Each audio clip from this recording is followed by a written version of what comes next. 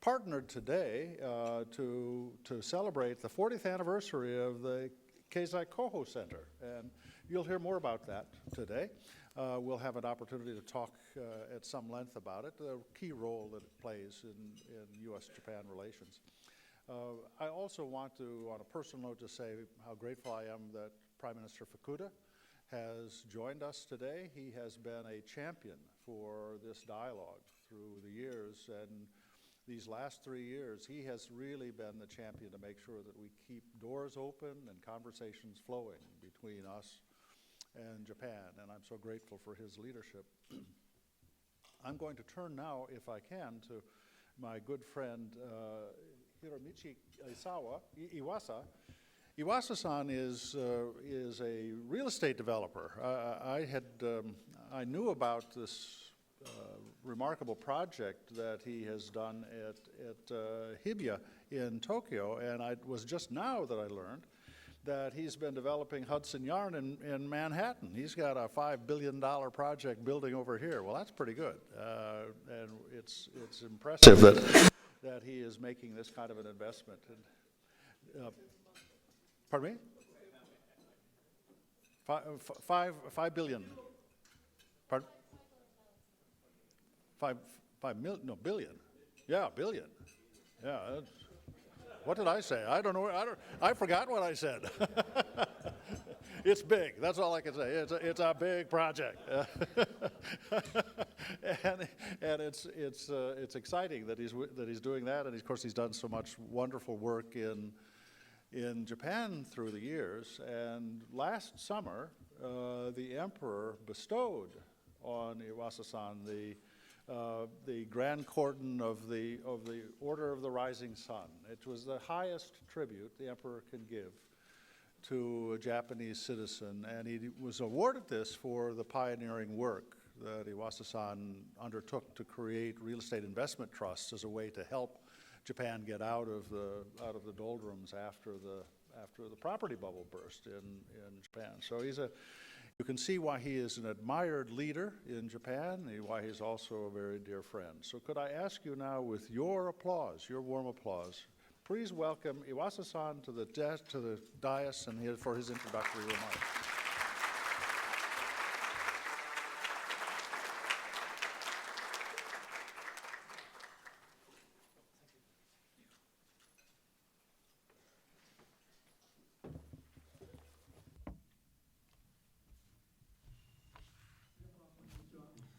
Good afternoon, ladies and gentlemen.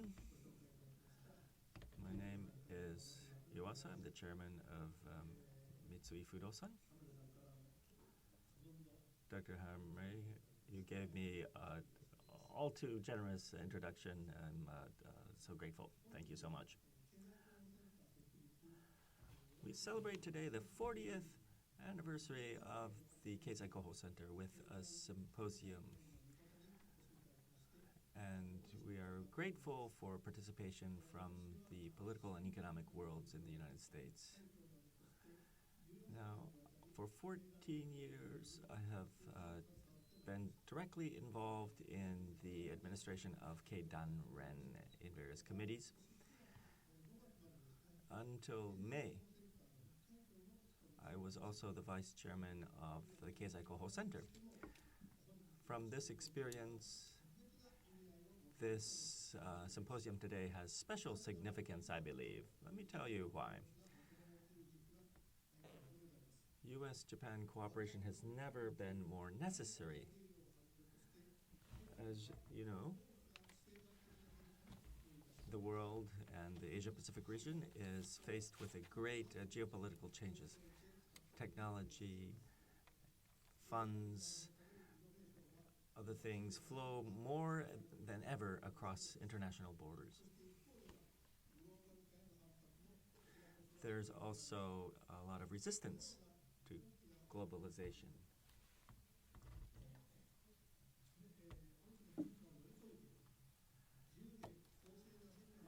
So, in order for the world to develop in a free and open manner, we feel that the ties between our two countries are necessary and are being called upon and tested.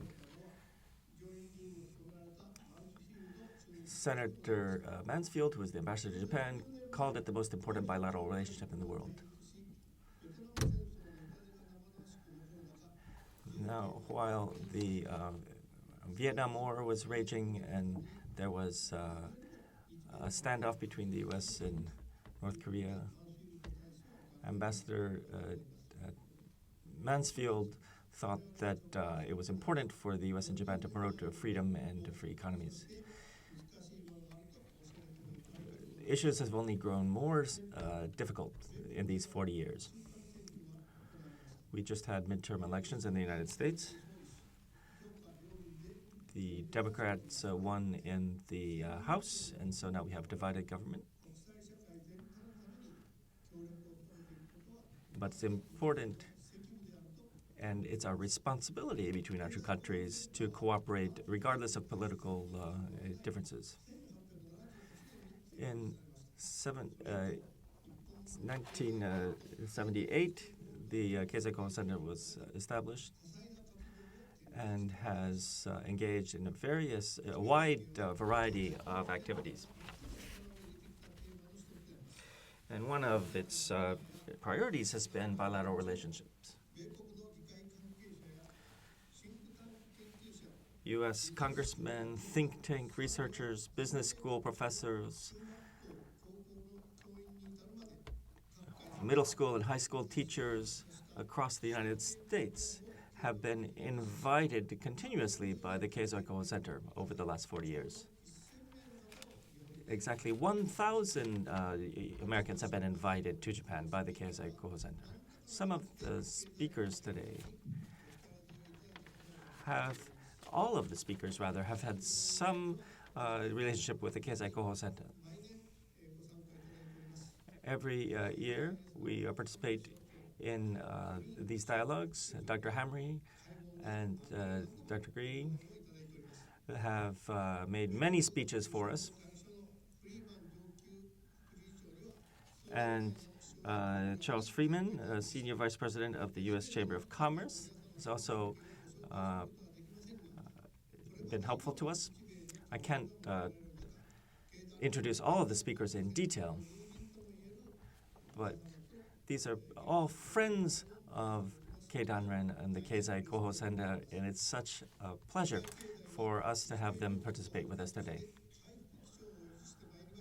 Now, we are seeing signs of recovery, but the Trump administration is pushing America first. China is hegemonic. Russia is challenging the international order. We can't see the future of Brexit. The tensions in the Middle East are another risk before us. The U.S. and Japan have led the world based on our shared values. In this international situation, what should be the way forward? That's the topic of our symposium today. We hope that this will be a meaningful symposium for all of you. Thank you so much for your attention.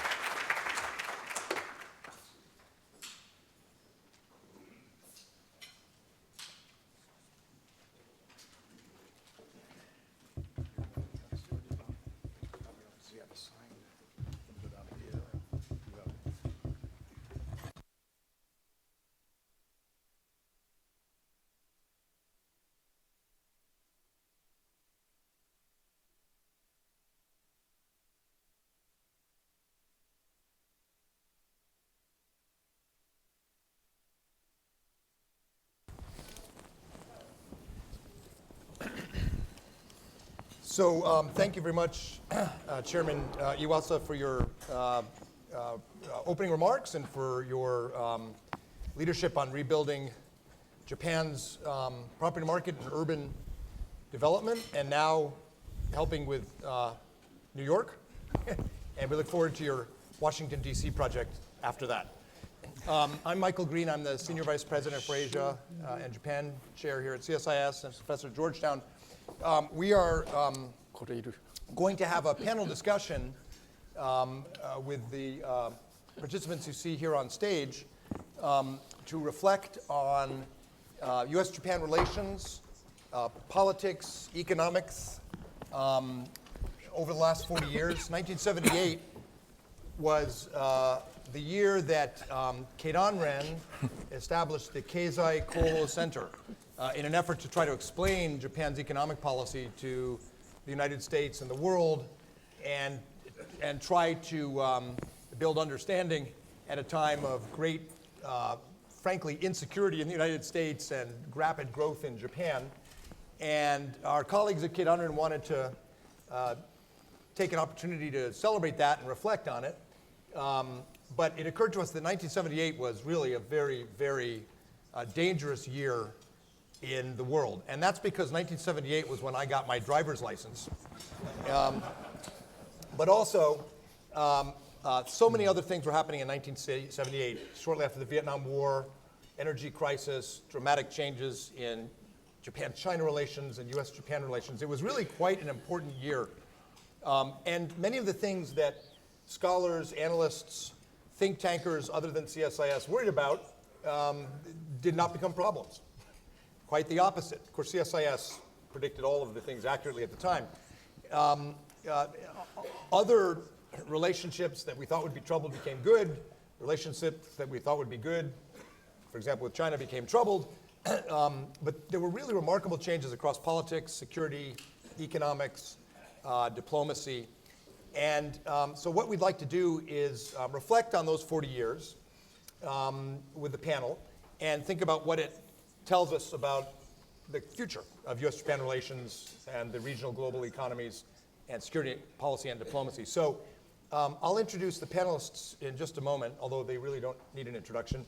But first, my friend and colleague from Keidanren has prepared a kind of travel back in time to 1978 to give you some of the context and some of the flavor of how much change seemed to be occurring and in other ways was occurring in the world at the time. Are you going to stand up here, Kyo? Yeah. So Kyo Abaraki from Keidanren. Thank you, Mike. I would like to present some slides. This is to set the stages for our dialogue on how U.S.-Japan relations evolved the last 40 years. Indeed, 1978 was a very significant year for the international community. In 1978, a long time ago, Star Wars became a hit movie. And on a continent far, far away, G7 leaders gathered at the Bonn summit in West Germany. They discussed economic challenges, including unemployment, inflation, energy security, maintaining an open international trading systems. President Jimmy Carter and Prime Minister Takeo Fukuda took part in that meeting during the heart of the Cold War. There were several important developments in Japan back in 1978. I would like to introduce two events. The first one was the opening of Narita International Airport on May 20th. The New York Times reported in its front page that 13,000 police officers guarded the opening ceremony of the airport because of the strong resistance from Japan's New Left. The protesters believed that the real purpose of the Narita airport was to promote capitalism and provide additional facilities for U.S. military aircraft in the end of war against Soviet Union. Later that year, Japan and the United States signed the first bilateral guideline for defense cooperation, which were updated in 1997 and 2015 to reflect the changes in the regional security environment. The second event was Deng Xiaoping's visit to Japan. On October 23rd, he and Prime Minister Takeo Fukuda made a treaty of peace and friendship between Japan and China effective. At the time, Fukuda said, suspension bridge between Japan and China was transformed to iron bridge. This is interesting. Meanwhile, the policy debate in the United States back in 1978 revealed concern about America's future. One example is discovered U.S. News and World Report dated November 27, which asked whether the United States was a declining power or not. Perception of the U.S. decline might be fueled in part by this person, presumably a Japanese businessman. Bilateral trade imbalance between U.S. and Japan was a major issue in a bilateral issue at that time.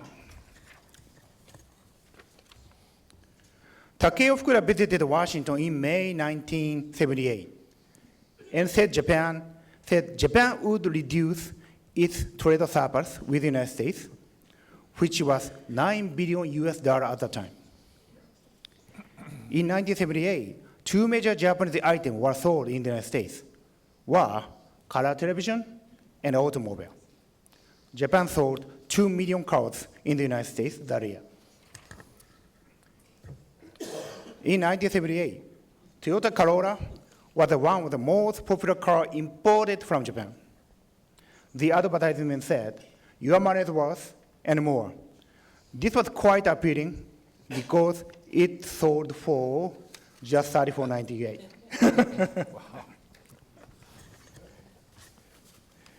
Since 1978, world GDP has increased 10 times. Japan's trade surplus with the United States increased 7 times. But Japan's FDI to the United States stock basis increased 178 times. Our panelists today will discuss the changes in bilateral economic, diplomatic, security ties over the last 40 years. While much has changed, there is one thing so constant. U.S.-Japan alliance remains a core strategic pillar for our two countries. Let me conclude a few more images from 40 years ago. We have 4 prime ministers here. 4 prime ministers. First,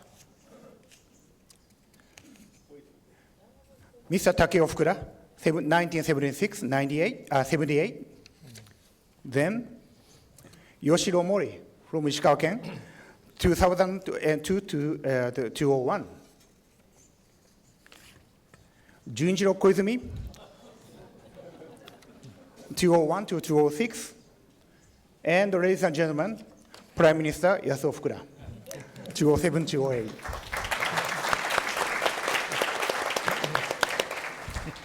2008. '78 is a very important year for him. Wow. Senator Thomas Dasher was elected to the House of U.S. Representatives for the first time in that year. Thank you very much, Senator Dasher. Young boy.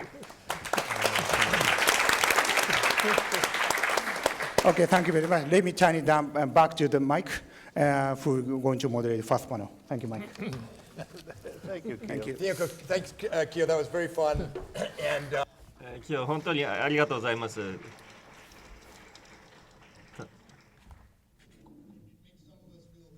It makes some of us feel very old. But it also is a really useful reminder that the things we talk about today, whether it's politics or the economy or energy or diplomacy, they're not going to evolve over the coming years the way we may think. And if you think about the issues we're dealing with, good and bad, it's helpful to think about them in the flow of history. And we have panelists here who not only are wise on these issues because they were active in politics and policy in 1978, but also because they really shaped our relationship and our economic policy and our diplomacy and bent the curve of history so that we're in a better place in 2018 than perhaps many people thought in 1978. And boy, do I remember going to see Star Wars for the first time with my friends and my first outing driving, and the look of terror on my parents' face, I can still picture. So Kyo's briefing was a really nice introduction to our panel. And let me briefly introduce the panelists. You've seen their pictures. They haven't changed at all. But to my immediate right, former Prime Minister Yasuo Fukuda. In that picture, you were an aide, I think, to your father. And of course, served subsequently. Yes. As they say, Correct. a bag carrier. And rose to be Prime Minister himself when I was working in the White House on the NSC staff as the senior ASER person. Fukuda-san was the Chief Cabinet Secretary. And as Matt Goodman and other colleagues will remember, almost every NSC meeting about U.S.-Japan relations ended with, ask Fukuda. And we consulted and relied on his wisdom frequently. He's now the chairman of the advisory committee of the Boao Forum for Asia. But the real story is Fukuda-san has been the most important representative of Japan as a private citizen with China and the U.S. In an unofficial setting, but really adding stability and understanding in these two key relationships for Japan. Senator Tom Daschle, a good friend of CSIS, and a political leader, first, as you saw, elected to the House in 1978, to the U.S. Senate in 1986, served as Senate Democratic leader in 1994, and as the Senate Majority and Minority Leader, and currently chair of the Daschle Group, a consultancy providing strategic advisory services. And then our boss, John Hamre. We don't have a picture of Dr. Hamre or myself in 1978. Not very good. Because, well, but Dr. Hamre's been here at CSIS leading us since 2000 and served as Deputy Secretary of Defense and worked. When did you join the, in 1978 you got your PhD from SITES? 78, yep. In 1978, and a PhD from SITES, and then went to work on the Hill in the U.S. Senate. So a lot of experience, a lot of expertise. And Kyo's presentation introduced the themes I want to talk about, and then we'll open it up to some questions. You don't have to tell us what you were doing in 1978, but questions about the policy issues we confront. So we had big things happening in politics, in the economy and energy, in defense relations, and relations with China, and in the uncertainty about America's role in the world a few years after the Vietnam War at a time of domestic political change. Let me start with politics. I'm going to turn to Senator Daschle first. You entered politics in 1978. I remember, I lived in Washington. I'm from a political family. My mom was a conservative Republican, and my dad was a liberal Democrat, so it was interesting around the dinner table in 1978. The Democrats in that midterm election kept both the House and the Senate, as I recall. And a lot of people thought that Jimmy Carter, in his own way a populist, had created this blue wave, and the Republicans were finished for a generation after Nixon and after Vietnam. And then, of course, 2 years later, Ronald Reagan came in and upset the apple cart, and history moved in different ways. So, Senator, if you could reflect for us on our midterm elections we've just had, where our politics are, in that sort of longer sweep of history, please. Well, Mike, I would start simply by acknowledging that I think our country remains very divided. You saw a Republican victory in the Senate. You saw Democrats pick up anywhere from 39 to 41 seats in the House, 7 new governorships, about 300 new legislative roles around the country. And so I think by and large, Democrats look back on the midterm as probably a confirmation that the country may be moving somewhat away from where President Trump has been in the last 2 years. But I wouldn't take much solace in that. If you look at most midterms, they're not much of a predictor for what the next election will be. There are too many occasions, and you can go through the 90s and all the way through the last decade, and note several times when the opposite party won big in the midterms and then lost the presidential, or vice versa. And so I don't think there is much of a connection. I do think that in a divided government, there is a requirement for finding some common ground. And the real question is, will we find the leadership on both sides? And I think the window exists for a period of time to do just that. There are plenty of opportunities. I would put infrastructure at the top. Perhaps immigration would be another possibility. We're dealing right now with criminal sentencing reform, and if that doesn't get done this time, you might see it addressed next time. Healthcare, believe it or not, has elements to it, including opioid addiction and how we address drug costs as possibilities. But I think it really does determine, it will be determined in large measure by the degree to which people find the need to point to accomplishment as one reason why they should be reelected. To what extent, 2 years from now, will they be able to make the case that having won the House in the case of the Democratic Party, in the Senate in the case of the Republican Party, in the White House with President Trump, can they say this is what you should do going forward? And they're going to need accomplishment to be able to make that argument to a certain extent. Let me ask this question. The country was pretty divided in the 1970s. And especially after the Vietnam War, we were divided about America's role in the world and foreign policy and Asia policy. And, Jimmy Carter won in large part because of what happened in the Vietnam War, I think. And today we're divided, but are we divided on America's role in the world? That's my question for you. Because the Pew polls that came out about a month ago, we hosted them here at CSIS, showed that the Chicago Council of Global Affairs polls. Pew polls opinions of America in the world. Chicago Council does Americans' view of the world.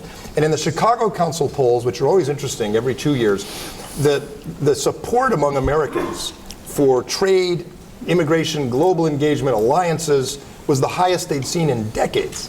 So in one sense, we're very, very polarized. And then you look at these polls and you think, well, maybe we're not so polarized about America's role in the world.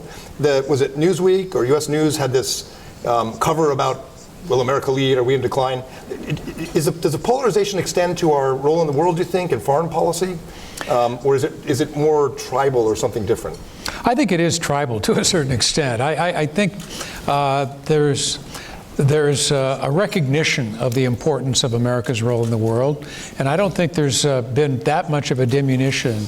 I will say I think nationalism has risen as more of an identification factor among the electorate than we've seen probably in the last 20 or 30 years. And nationalism takes on its own persona and characteristic as we look at just how we ought to prioritize what it is we do here versus what we do abroad. But I think there is growing concern about China's elevation and presence around the world, its determination to be a greater presence. I think there is some difference of opinion, and certainly reflected, I think, between President Trump and those who, like me, believe in multilateral trade agreements. The TPP is a good example. President Trump says, we ought to be engaged, but it ought to be more on a bilateral basis. I think there's something to be said for free trade agreements, and we've got a few of them that have been quite successful. But I also think multilateral agreements like TPP and NAFTA or USMCA now. USMCA, I think have merit as well. So I don't think it's a question of should we be more engaged. The question is in what form, and should it be more multilateral or unilateral?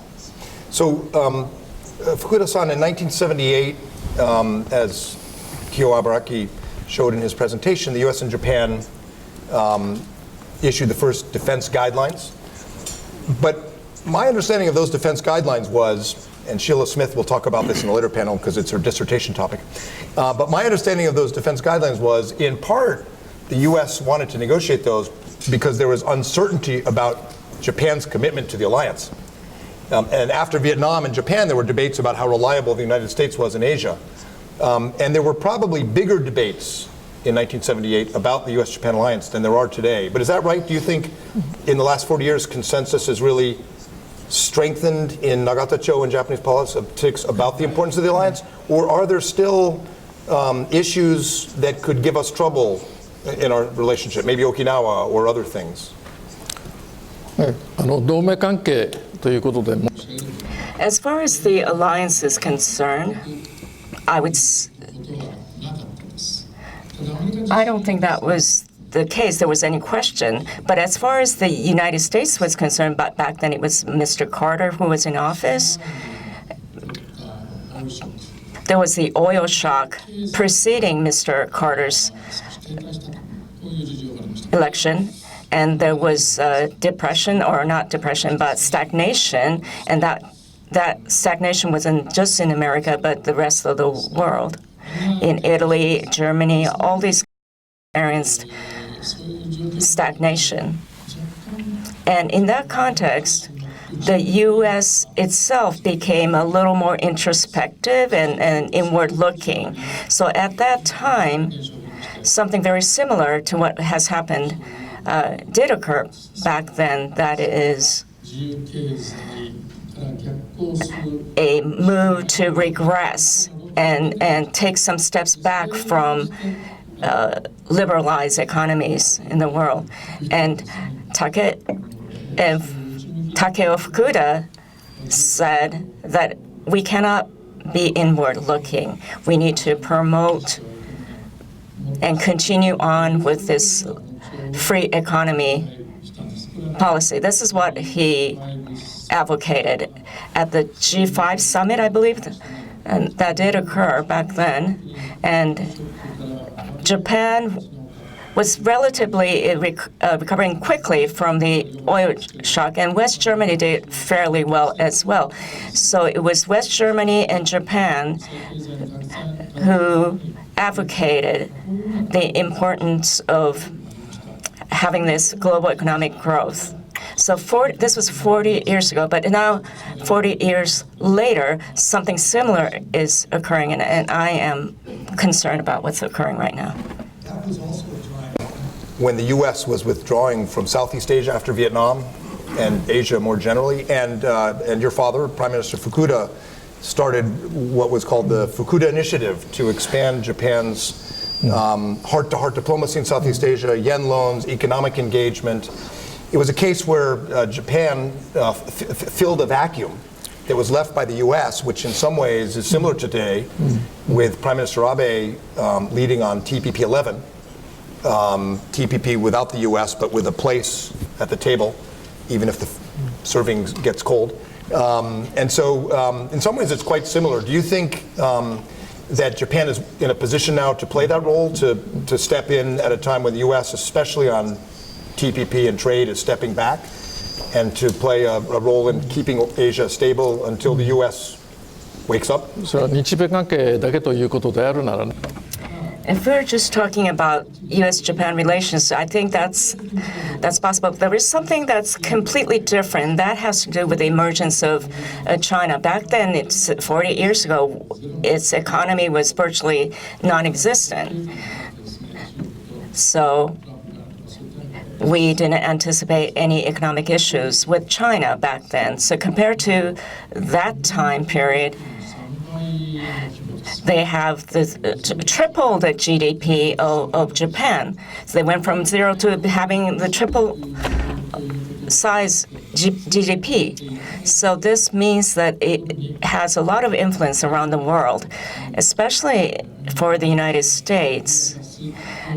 It can be a threat to the United States. It can create a sphere of influence that could really threaten the United States. And that's a huge change that we have seen over the last 40 years. And one thing I like to say is that in all respects, China has grown, and it will continue to grow most likely.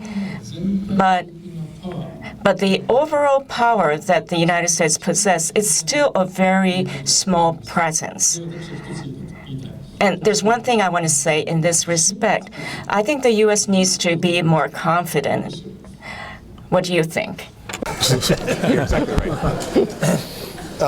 John, when you joined the Senate, did you go into the Senate Armed Services Committee in your first job? Or No, I actually went to the Congressional Budget Office first. Budget Office. And then went So to in 1978, the U.S. Strategy in Asia, certainly for the Carter administration, though there were many debates, and I think certainly for DoD, was trying to restore a balance of power to deal with the Soviets Because in 1978, the Soviets were beginning to expand in Asia, taking advantage of the vacuum created by the U.S. withdrawal from Vietnam, doubt about American alliance commitments. And even more than the U.S.-Japan alliance, I think probably the Carter administration looked at the China card to counter Soviet expansion, and a year later worked towards normalization. Could you reflect for us on the China factor now? Vice President Pence gave a pretty hard-nosed speech about China. And I'm going to ask Senator Daschle and Fukuda-san about China too, but for the audience, could you frame where you think we are in U.S. strategy on China, the debate on China today? Well, it's, I think 4 years ago, 5 years ago, the primary sentiment was still kind of with the Nixon-Kissinger kind of a concept of a gradual convergence over time, that Chinese interests, our interests would be reconciled. As China became a more developed economy, it would increasingly adopt Western norms and modes. And so that was the primary feeling, I think, maybe 5 years ago. That's gone. I think two things that have really contributed to the change in the policy community here. The first was the building and militarizing of the islands in the South China Sea. I think that was profound change in how people here were looking at China. And when the Philippines took the whole matter to the UN Conventional Law of the Sea Court, and the court unanimously ruled against China, they said, screw you, basically. It was what, so I think that was a big, big factor. And I think the second big factor was in the 19th Party Congress, when Xi Jinping removed the term limit, emperor for life. I think those two things profoundly changed the way people have been thinking about China in the policy community. I think what's been interesting over the last 2 years is how the business community has changed its thinking as well. I think that the business community primarily felt China was still a land of quite large opportunities. And while I think they still feel it's possible, it's getting so hard that now you sense that the business community has changed. The business community was always the kind of the counterbalance. It neutralized the hotheads, that were worried about China as a security threat. So unfortunately, I think we now have a new consensus that we're on a collision course with China. Some people use the vocabulary Cold War. I don't think that's at all appropriate. It's nothing like the Cold War. I mean, the whole strategy of the Cold War was to isolate Russia, and our whole strategy has been to integrate China. So it's not at all an appropriate metaphor. But I do think there's a growing consciousness that China is putting in place the infrastructure for an independent, parallel economic order. And that this will be a great competition now between a state capitalism model and a Bretton Woods model. And I think that that's the way the consciousness has been changed over the last 5 years. I don't personally think we're on a collision course that leads to war. I don't think that China has any interest in that. It would distract them from the real agenda, which is to modernize an economy that still has a long ways to go. But candidly, we're both looking at each other now with the darkest interpretation of each other's motives. It's going to be hard to manage this. Let me follow up with a brief question about Japan's role in this darkening U.S.-China relationship. Prime Minister Abe had a pretty successful summit with Xi Jinping. It's the 40th anniversary of Japan's peace treaty and yen loans with China, when Japan and China used the relationship to counter the Soviets. Should there are, Japanese friends, including in the government, are worried that we, the U.S., will be worried about this improved relationship between Abe and Xi. So the question is, should we be worried about Japan's relationship with China right now, which is improving? Personally, I'm not worried at all, and I don't think we have objective reason to worry. First of all, Japan lives right next door. They can't have just a hostile, tense relationship with China. I don't think we should either. And I think they realize that Japan's leadership in Asia, which is on the rise, and I think we're all grateful for that, really rests on Japan helping to put in place a Bretton Woods-like system of trade in the region, that's based on rule of law, transparency, enforceability of contracts, due process in dispute resolution. I mean, the foundations of the Bretton Woods order is what was embodied inside TPP. And for Japan to be the credible leader in Asia for the Western model, I think it was the right thing to do, to establish a positive economic trajectory for their relations with China. It hasn't changed one bit, the standoff over the Senkaku Islands, which happens every day. Every day there are people with guns looking at each other carefully and closely and tensely, and that has not stopped. That has not changed a bit. So I don't think anybody in Japan is naive about what this is, but I think they feel that over time you've got to have more positive structural relations with a neighbor so big and powerful if you're going to stand up with your moral authority and confront them for the order they're going to try to create. So, Senator Daschle, before the midterms, there was a Chinese delegation that came through town, senior scholars, former officials, and their hypothesis coming to the U.S. was that a lot of these troubles are because of American politics, because of the midterms. And I had Chinese counterparts say, look, 30 years ago it was Japan you were angry at. So Americans are always looking for, an external villain to blame for economic trouble and to be used for political purposes. And in 1986, when you joined the Senate, in those years, in opinion polls, in some opinion polls, Americans said they were more afraid of Japan than the Soviet Union. And today Japan is the most trusted country for Americans in Asia and top 3 in the world in most polls. It's a big change. So the question is, reflecting on your time in the Senate and the House and working on these issues now, are the Chinese scholars who are arguing this is all American politics, it's a temporary, side effect of America's polarization, right? Or is this more along the lines John's saying? Is this something that is a long-term challenge that the American people recognize that politicians are not just using but addressing? Well, Mike, I agree completely with what John has just said about how we ought to look at the whole set of circumstances. I think China has probably done more to unite Republicans and Democrats and conservatives and liberals than almost any other country I can think of at this point. There is a clear sense of a double standard that China continues to promulgate.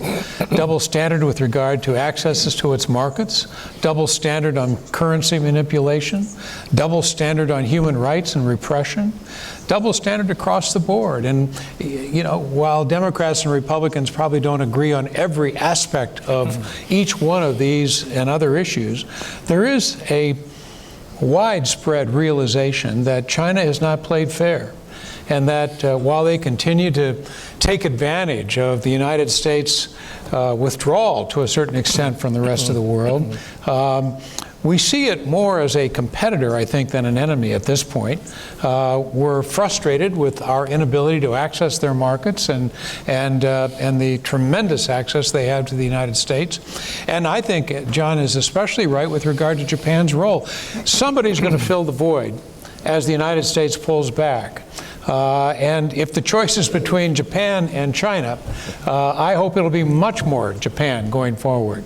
And I think President Abe, Prime Minister Abe, has done an outstanding job of elevating his leadership in an effort to do just that. So I don't know how the future will unfold, but I think there is, even on the Democratic side, somewhat of a quiet willingness to give Trump his due with regard to confronting China more aggressively on some of these issues. So Fukuda-san, 1978 was a huge year in Japan-China relations. Prime Minister Abe met with Xi Jinping and will host him in Japan to celebrate the 40th anniversary. But I remember the 20th anniversary, 1998, Jiang Zemin visited Japan with Prime Minister Obuchi. And within 2 years, Japan-China relations were entering various challenges. And you, as Prime Minister, celebrated, I think, the 30th anniversary in 2008. And within 2 years, Japan and China were in a major crisis. So is this 40th anniversary effort to reboot, re-strengthen Japan-China relations going to last? Or do you worry that actually there's a lot more tension and danger in Japan-China relations? And also, tell us what you think about the U.S. Debate about China right now. これは将来のことですからね。 So this has to do with the future. So you can imagine various sorts of things. One wonders. If you're pessimistic, then you might create a situation where you're not able to talk to each other anymore. Is that constructive? We can make efforts on both sides to try to to create a constructive relationship. Politicians always have to have that sort of a mindset. They have to deal with that all the time for all issues. Otherwise, all countries will become your enemy. For us, China is right next door. And unlike the past, it's also a huge force right now. They have 11 times our population, 4.5 times your population. Your population, I suppose, will continue to increase. And I don't know if that will change, but it's not good for Japan for there to be continual tension. For China, over the past 70 years, they've really learned a lot from Japan. So in the future,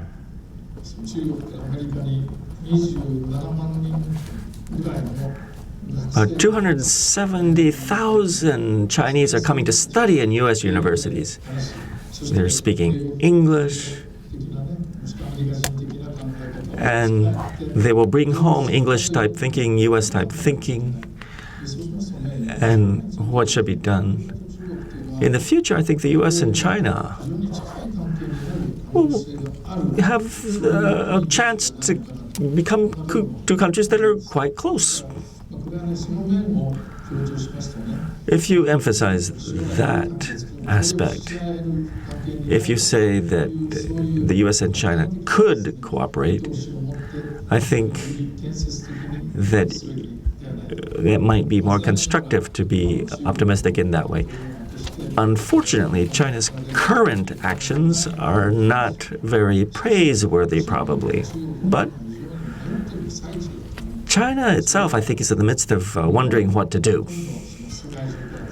Up to now, the whole world had not much economic use for China, but now they become so big. And that change happened over such a short period of time. They haven't yet learned how to act as a great power. I think this is a big part of it. So the Xi Jinping administration, I think, really wants to get knowledge from the outside. we should be able to respond by giving appropriate advice. Otherwise, China will forever be the US's enemy. I don't think that will happen. As I said earlier, many young people in the U.S. That have knowledge will be returning from the U.S. to China. Unfortunately, we only have about 20,000 students in the U.S. right now, so I think we should be worried about Japan and the U.S. getting further apart.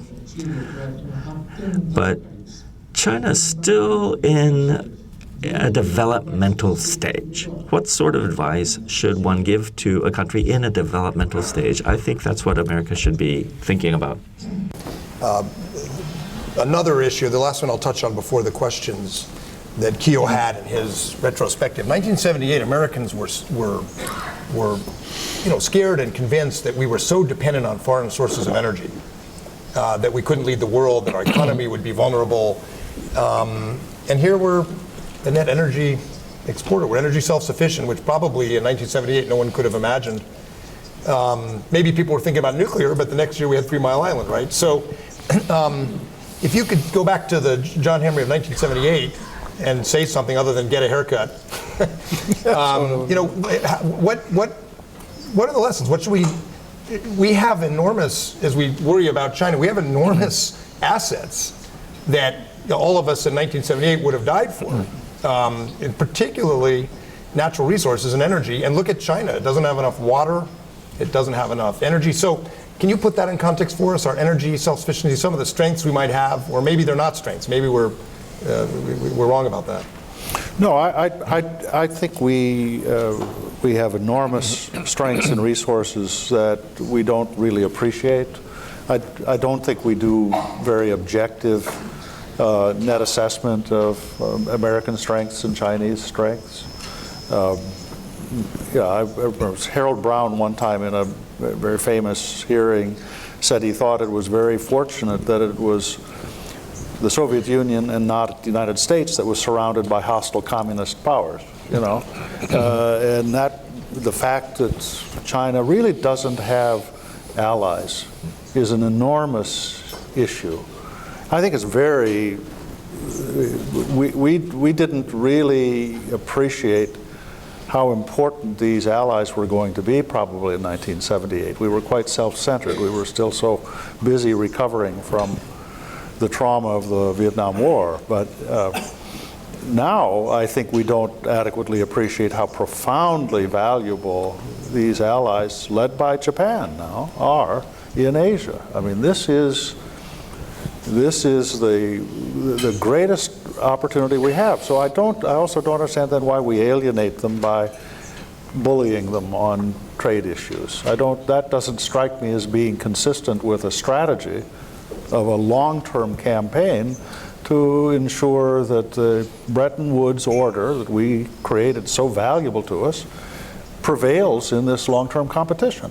So we've got so many resources. They really rest on the foundation of the openness of our society, the opportunity that people can have for their own lives in a liberal international order. And we should, if we embrace that, I'm not at all intimidated by the rise of China. We were pretty hard on allies in 1978. I mean, Jimmy Carter promised to pull out of Korea, and Harold Brown was spending all his time trying to convince Carter not to do it, and his best ally in that was the Japanese government, which explained to the Carter administration what it would do to Japan and Asia if the U.S. pulled out of Korea. After Vietnam, a lot of people in the Carter administration and the Congress were convinced that the allies were why we got into Vietnam. And, we came down hard not only on Pak Chung-hee in Korea, but Marcos. And we should have learned our lesson.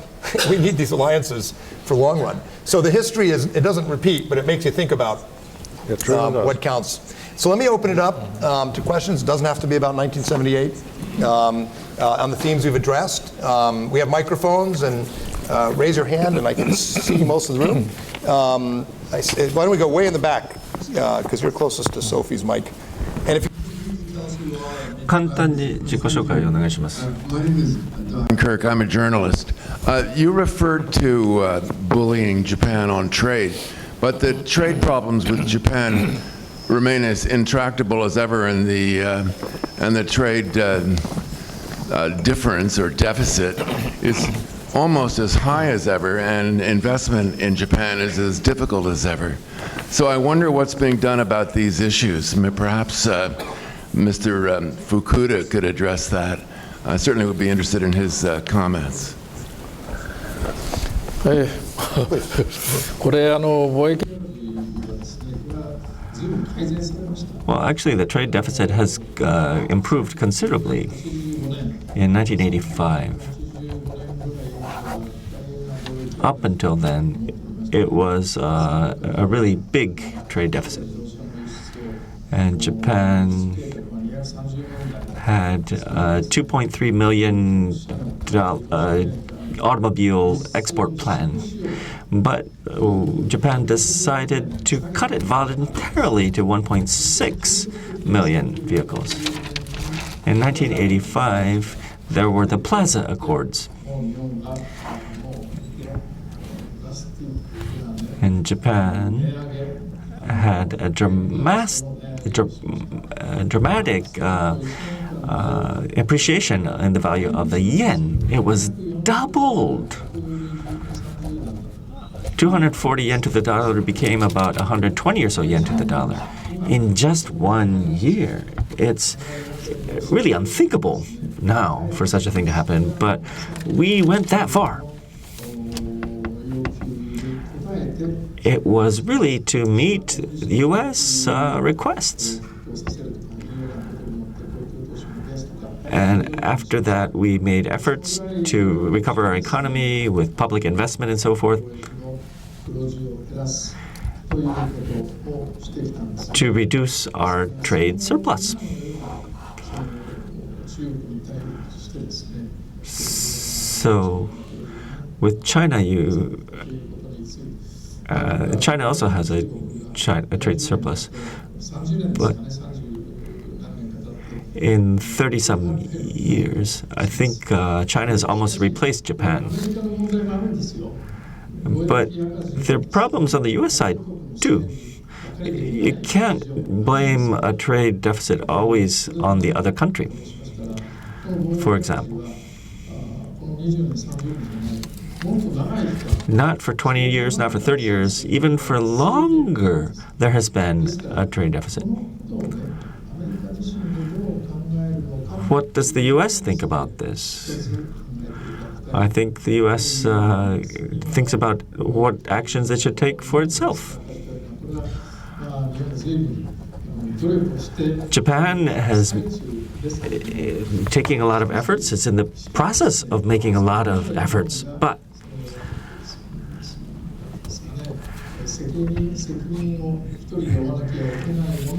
is the responsibility just one-sided on the Japanese side?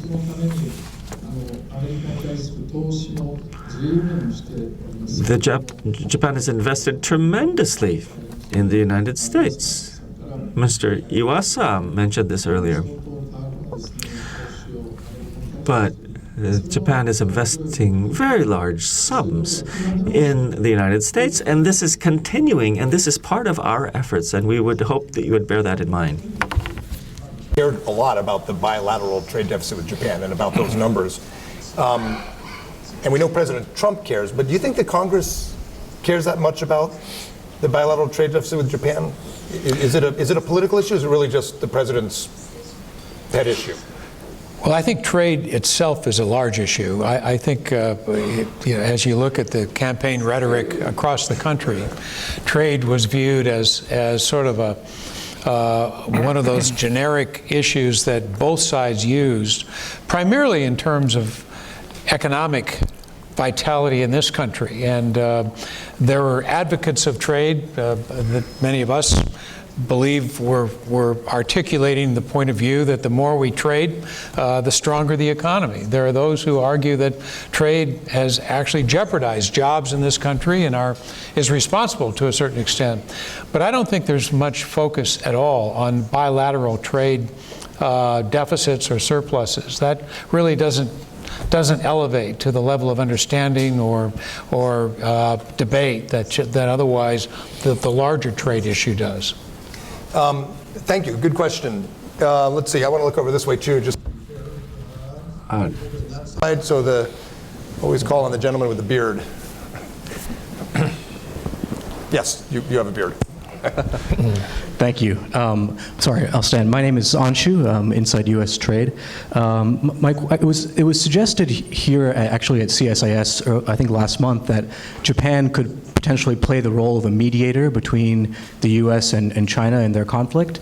And I was wondering if the Prime Minister could share his thoughts on how Japan may potentially serve as kind of a bridge in that conflict. Thank you.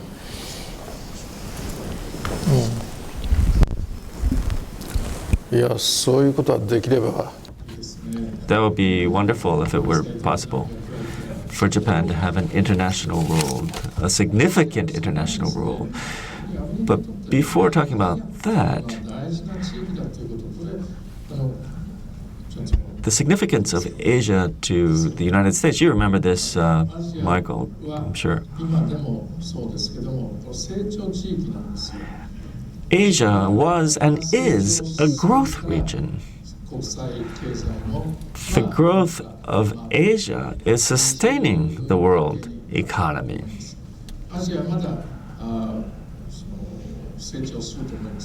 I believe Asia will continue to grow.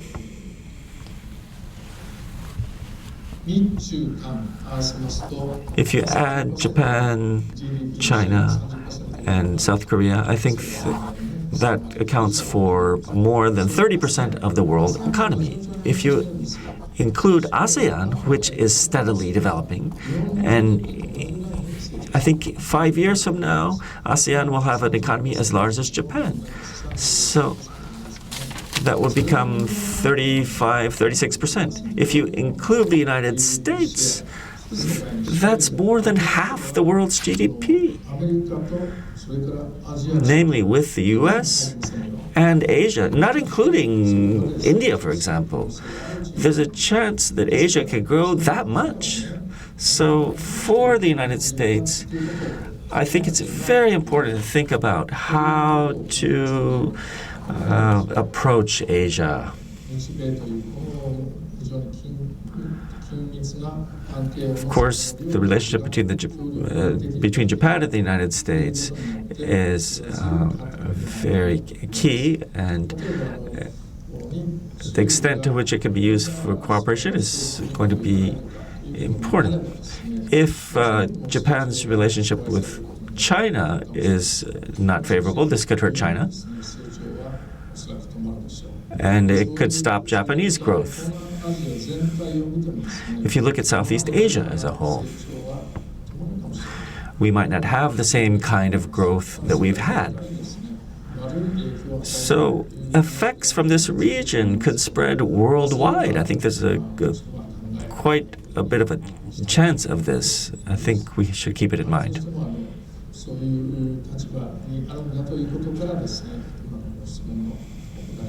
So I would like to answer your question because that's the position in which we are in. Nitobe Inazo said Japan should be a bridge between or across the Pacific. But right now, for my part, I'd like to see Japan be a bridge across the Atlantic between the US and Europe. And the trade minister and the Japanese government are in a very tough position and trying very hard to get the US and Europe to get on the same page about China right now, especially technology. And that would be a big contribution if successful. We have time for I think one more question, and then we'll go to a break before our next panel. Yes, ma'am. Thank you. My name is Giovanna Cinelli. I'm with Morgan Lewis and Bacchius. Could you hold the mic a little closer? I'm sorry. Yeah. Thank you. My name is Giovanna Cinelli. I have a more granular question. If I could shift for a moment to supply chain and cybersecurity and cyber intrusions. These are common issues that affect countries and parties across the globe, and I'd appreciate some insight from the panelists on where there might be some common grounds to address these issues that eviscerate some of the economic, political, and security considerations that industry is facing as well as governments. John, you want to start off? Yeah, I'd be happy to. For maybe, 8 years, we've had a quiet track 1.5 dialogue with the Chinese about cybersecurity.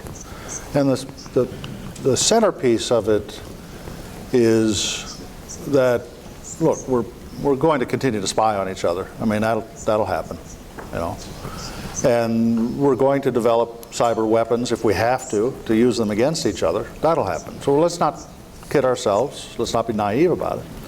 But there are a range of things that we could do where we have shared interests. Neither of us wants to let a third party spoof us into a conflict against each other. Neither of us wants to let a criminal element undermine the banking system of each other's economy. Neither of us wants to have criminal activity, undermine legitimate commercial arrangements. So there's a range of things that we could do together. The central problem about China, it's different with Russia, Ukraine, because that you can't tell the difference between spying and criminal activity there. But the big problem in China is that the spies work during the day doing spy work, and then at night they work on their 401k by stealing secrets from companies and sell them. Okay. And it's the only part of Chinese cyberspace that isn't monitored, so it's the spies who are doing the economic espionage. Okay, so I don't know that we've developed a very effective strategy to confront that. Sanctioning 7 people isn't, in my idea, a very effective solution. I think there needs to be a much more concerted effort to confront China with what is clearly inappropriate. Again, we're saying, we know you're going to spy on us, and we're going to spy on you. So we're not talking about that, but we are saying it's thoroughly illegitimate for you to be using the power of the state to steal commercial intellectual property from Western companies and then hand it out and try to advance your economic well-being. That is wholly illegitimate. And I think the President and the Vice President are right to delineate that in the list of complaints, that things that have to be fixed. It's actually a great question to end on, because I'll bet you anything that 40 years ago people were not sitting around at CSIS thinking, what are we going to do about cyber? Or imagining there was going to be this machine called the internet or anything like that. So maybe, Senator Dush, you can end the panel by speculating or more pointing to some of these technology areas, some of these larger issues that perhaps we should put on the table before we finish that are going to shape our alliance with each other and the world at large.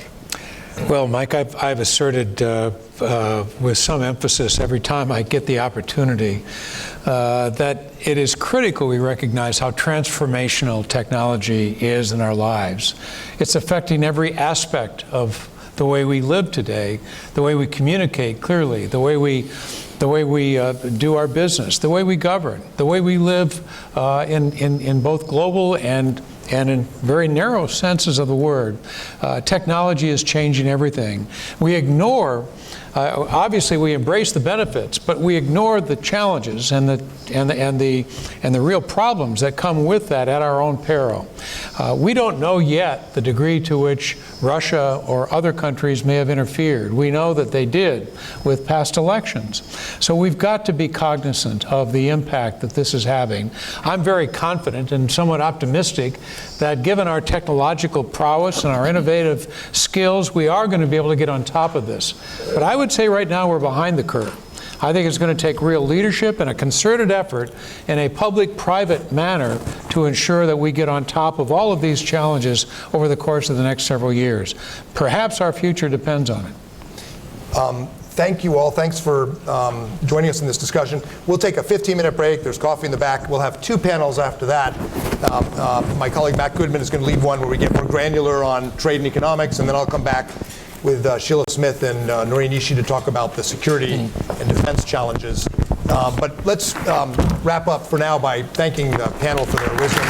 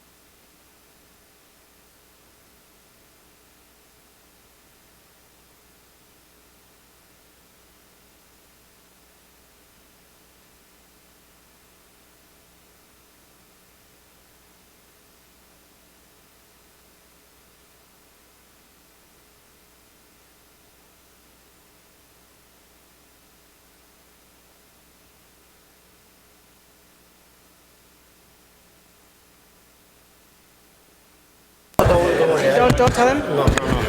I'm here.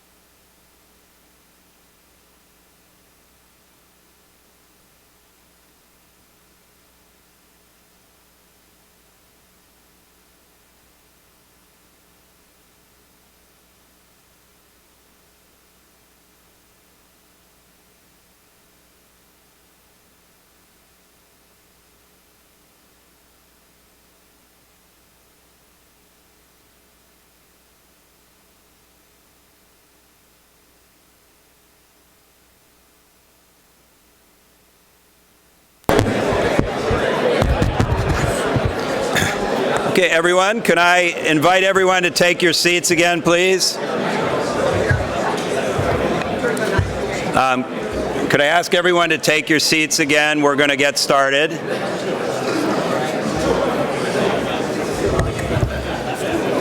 Okay.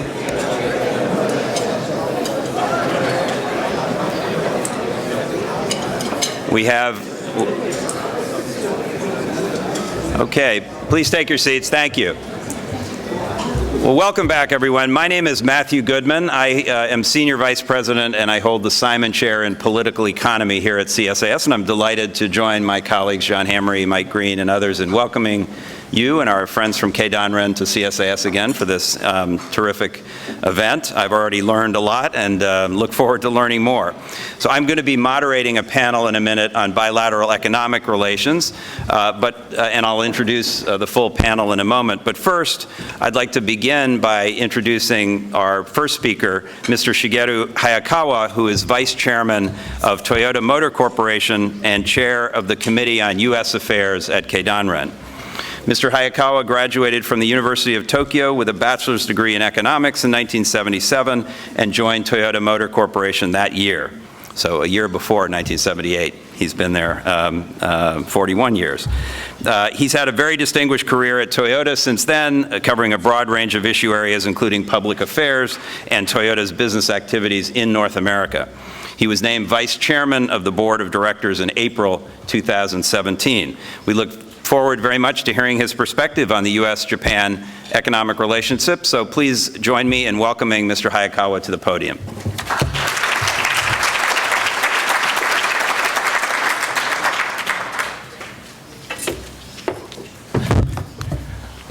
Thank you, Matt. Good afternoon. And first of all, please accept my heartfelt congratulations on the 40th anniversary of the establishment of KKC. As Matt explained, I joined the company 1 year before the establishment of the KKC. And from that year, a long time ago, KKC has been active in the arena of U.S.-Japan relations. And I'm greatly honored to be able to stand in front of former Prime Minister Fukuda and other distinguished figures to pay tribute to the center. Today, I'd like to talk about the history of Japanese companies doing business in the U.S. and a background of how economic relations between the two countries have evolved over the years. And let me take you back to 1957. Toyota's business in the U.S. began with a sample export of 2 cars called Crown.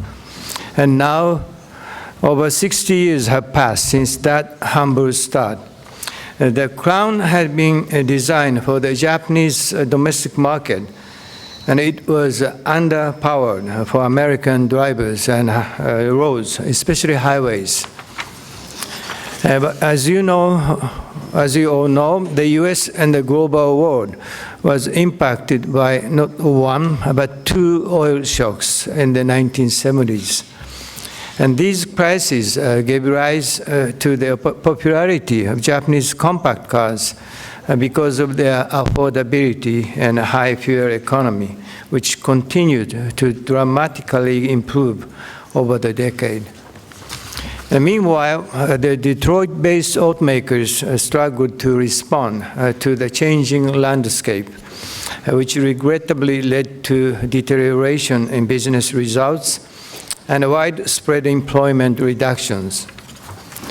The fallout from this, you will clearly recall, was the United Auto Workers' engagement with the U.S. government and Congress in 1980, under the notion that the reduction in employment was a direct result of import and sales of Japanese cars in America.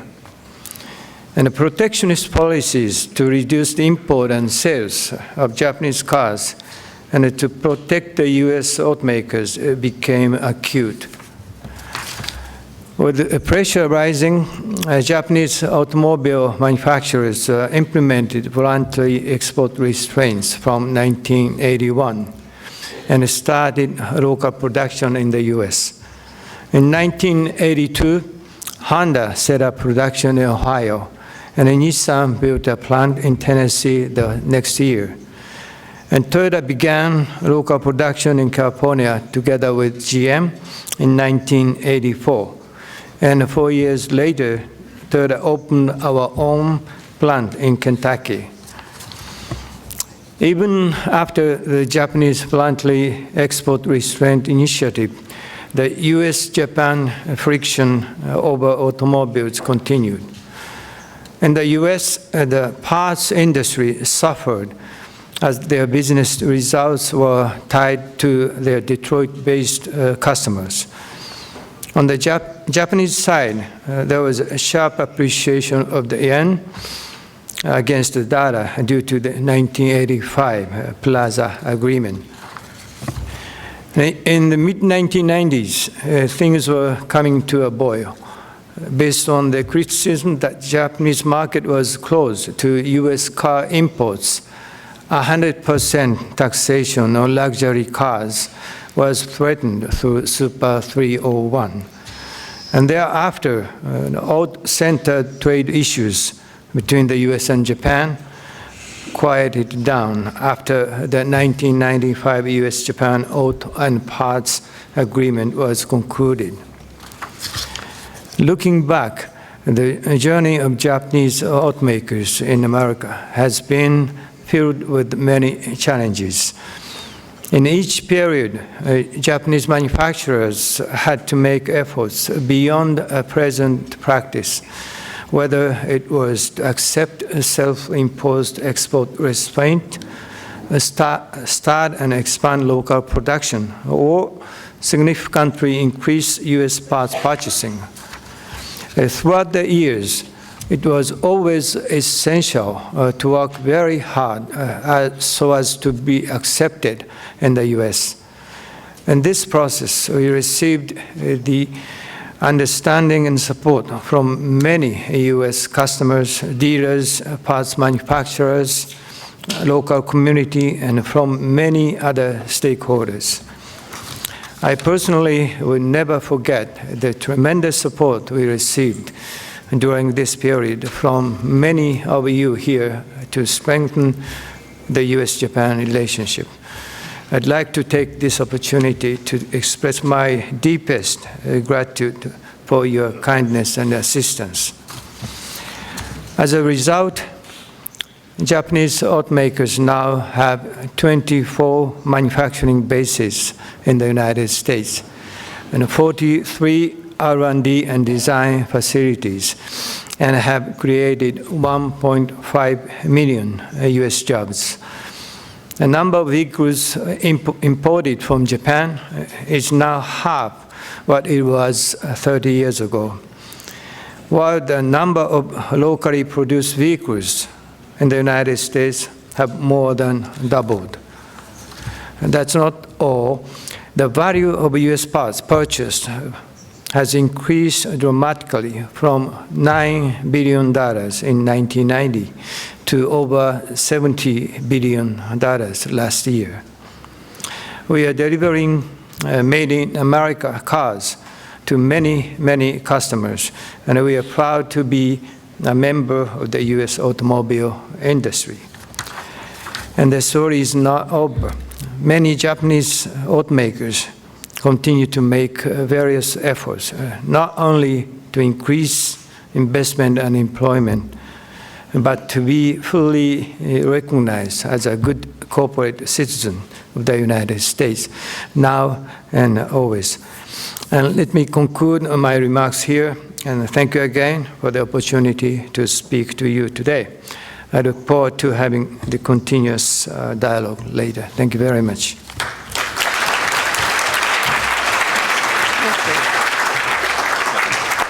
Thank you very much, Hayakawa-san, for those excellent remarks and a great scene setting for our conversation, because I want to ask you about a couple of things you mentioned there. Let me invite the other panelists up. Wendy, Kusaka-san, Charles is somewhere here, I know. What happened to Charles? Oh, there he is. Okay, please come up to the panel, and I think the podium will be removed.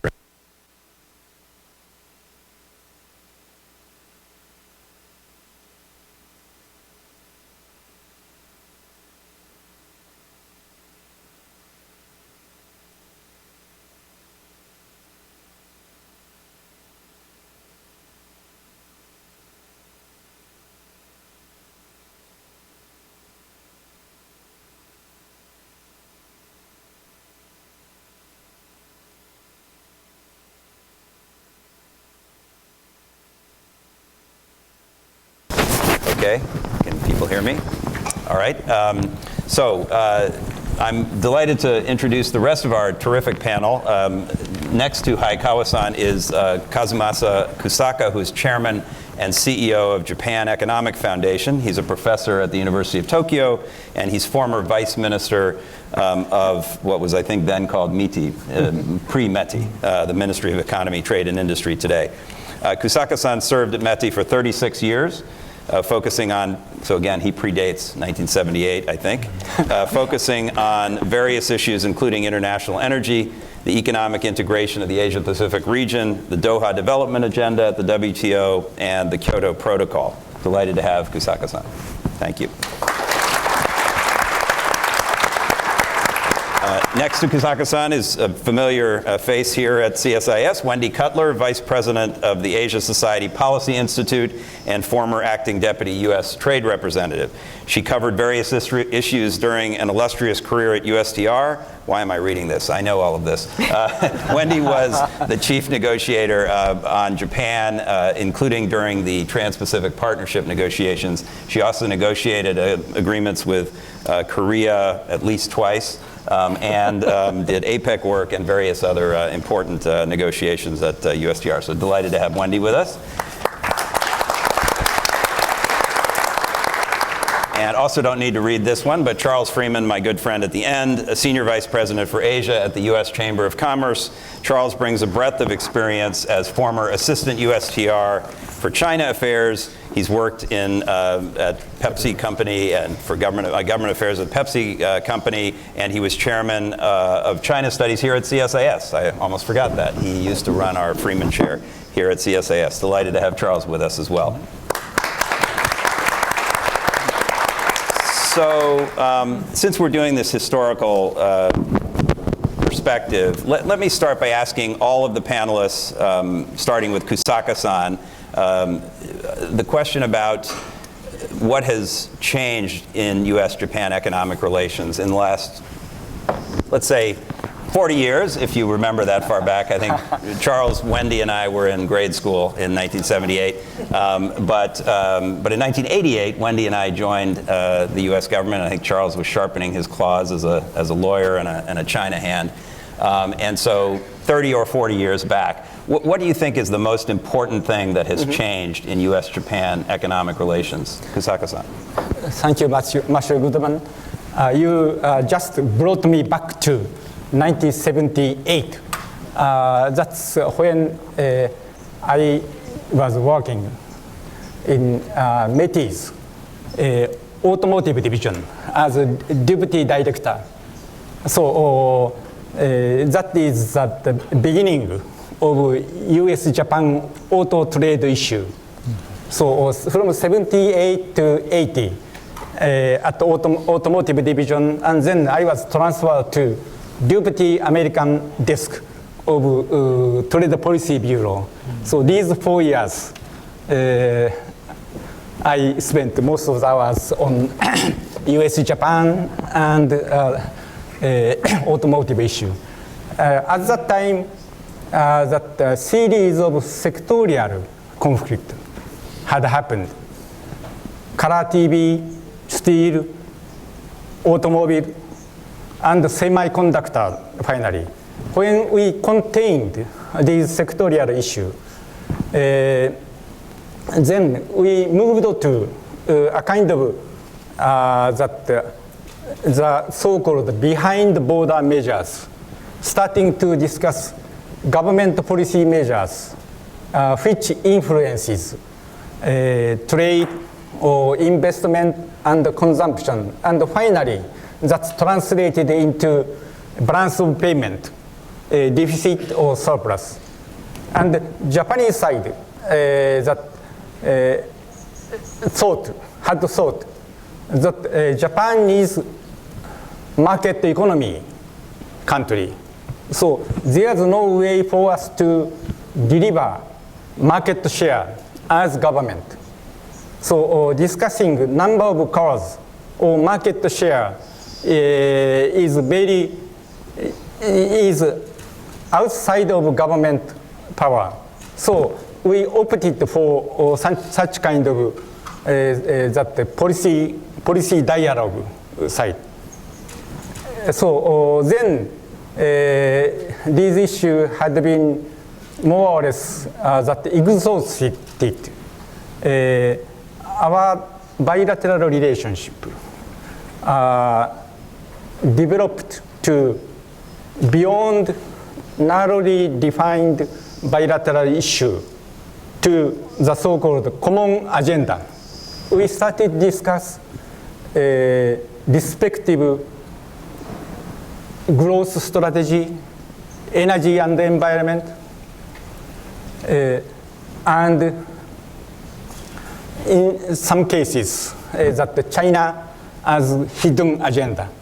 So finally that had developed into the discussion of TPP. So East Asian economic integration was one of our favorite topic between US, Japan interagency, sub-cabinet level talks.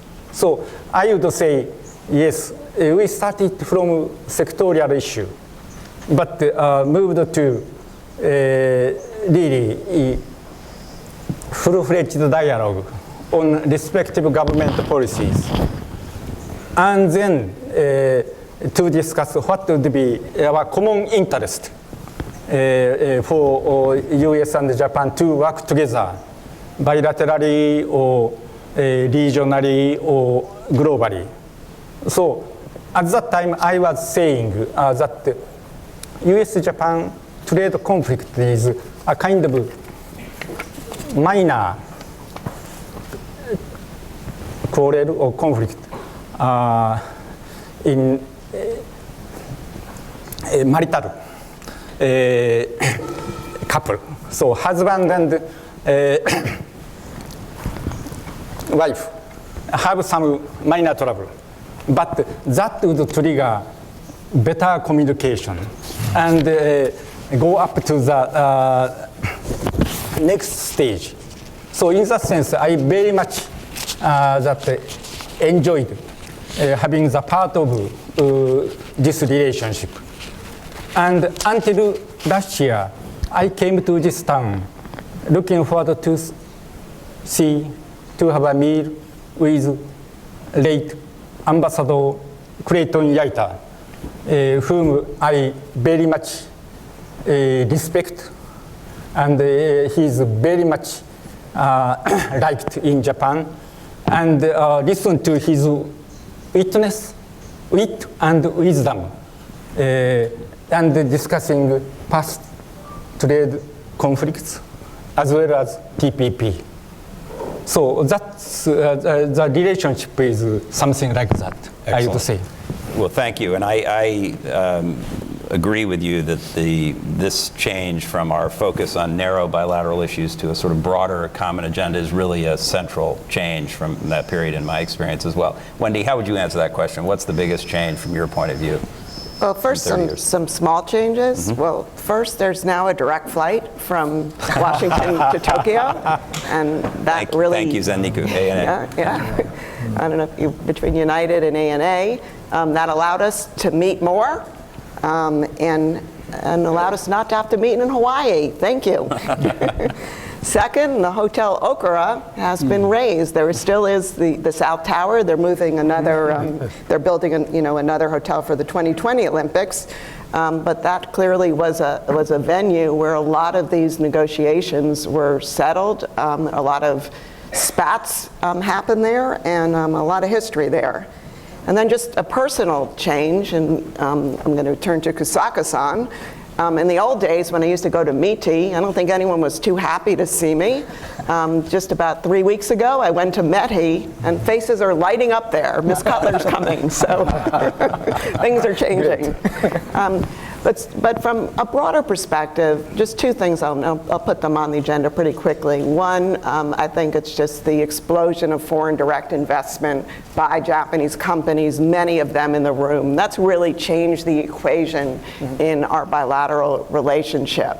And I always remember trying to tell a lot of my bosses, even up to the year 2015, that 2/3 of the autos that Japan sells here are made in the United States.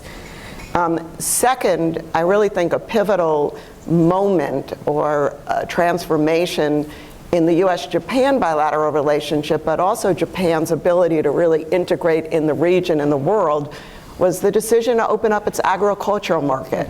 Because until it made that decision, it couldn't really join the TPP, and now it couldn't take the TPP 11 to where it is now, and it frankly kind of stalled out in the free trade agreements it could do bilaterally. So I think that's an important moment that we almost take for granted now, but and it's pretty recent. Okay, great. So again, I have a couple of follow-up points on that. But Charles, representing American companies that are doing business in and with Japan, how do you think your member companies would answer that question about what's fundamentally the biggest change, most important change in our relationship in the last 30, 40 years? Thanks, Matthew. And I think both Wendy mentioned this, and Hayakawa-san's excellent presentation alluded to this. It is really the presence of Japanese firms in the marketplace which has changed the landscape dramatically. But I think that also that is in parallel with the dramatic change in the way global trade is conducted in the last 30 years. You didn't used to have as dynamic a supply chain with as much value coming from a lot of different places as you do now. And we've come far from a situation where Japan was selling to us and we were attempting to sell to them. It is much more vibrant, much more dynamic, which is one of the reasons it's troubling to hear so much talk about bilateral trade deficits these days, because it's almost immaterial to the way trade is conducted. So the fact that Japanese foreign direct investment in the United States has been such a boon, both for U.S. employment, I think it's been good for Japanese companies, is an enormous change. That said, let's remember Japan, only 4% of Japan's GDP is a product of foreign direct investment, which is way below the rest of the OECD. So I'm hopeful in the context of discussions that we'll have between our two governments in the year or so to come, that we begin to address the ability of American companies to contribute as much to the Japanese economy as Japanese companies have contributed to ours. Great, I'm glad you touched on that, and we will come back to the prospects for this new U.S.-Japan, whatever it is. And that's one of the questions I want to ask. What are we actually doing? But I'll come to Wendy on that in a second. But Hayakawa-san, so several people have mentioned Japanese companies' investments in the United States. So in your chart, you had that first investment in 1988 in Kentucky, or that big investment. As I recall, that was a little bit later than some of the other investors, but it was clearly a strategic decision by Toyota, which you've now reinforced with many other investments. What was the sort of strategic thinking behind that, and how have you developed your presence in the United States or in North America over those next 30 years, in all respects, in terms of your investment, in terms of your participation in local communities and so forth? What is Toyota's strategy and approach? いいですよ。トヨタはToyota is a relatively conservative company and seen as such in Japan. In considering going to the U.S., Honda was first, then Nissan, and then we were after that. But we didn't want to go alone, so we started with a joint venture with GM in California, in Fremont. This was our first manufacturing operation. And so we got that experience, and we're ready to go it alone in Kentucky. After that, we were rather quick in adding plants. We have 10 plants in the U.S. at present. Our 11th will be a joint venture with Mazda. It's under construction in Huntsville. Over that period, we gave a lot of consideration and how to become a better U.S. Citizen. We had to really think a lot about this.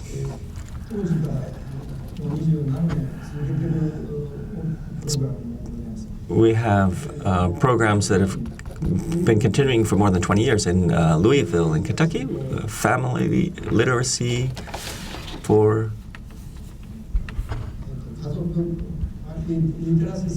it's a center. We have a family literacy center in Louisville where we teach parents and children to read. And more than 1 million people have been through this program where they learn English and mathematics.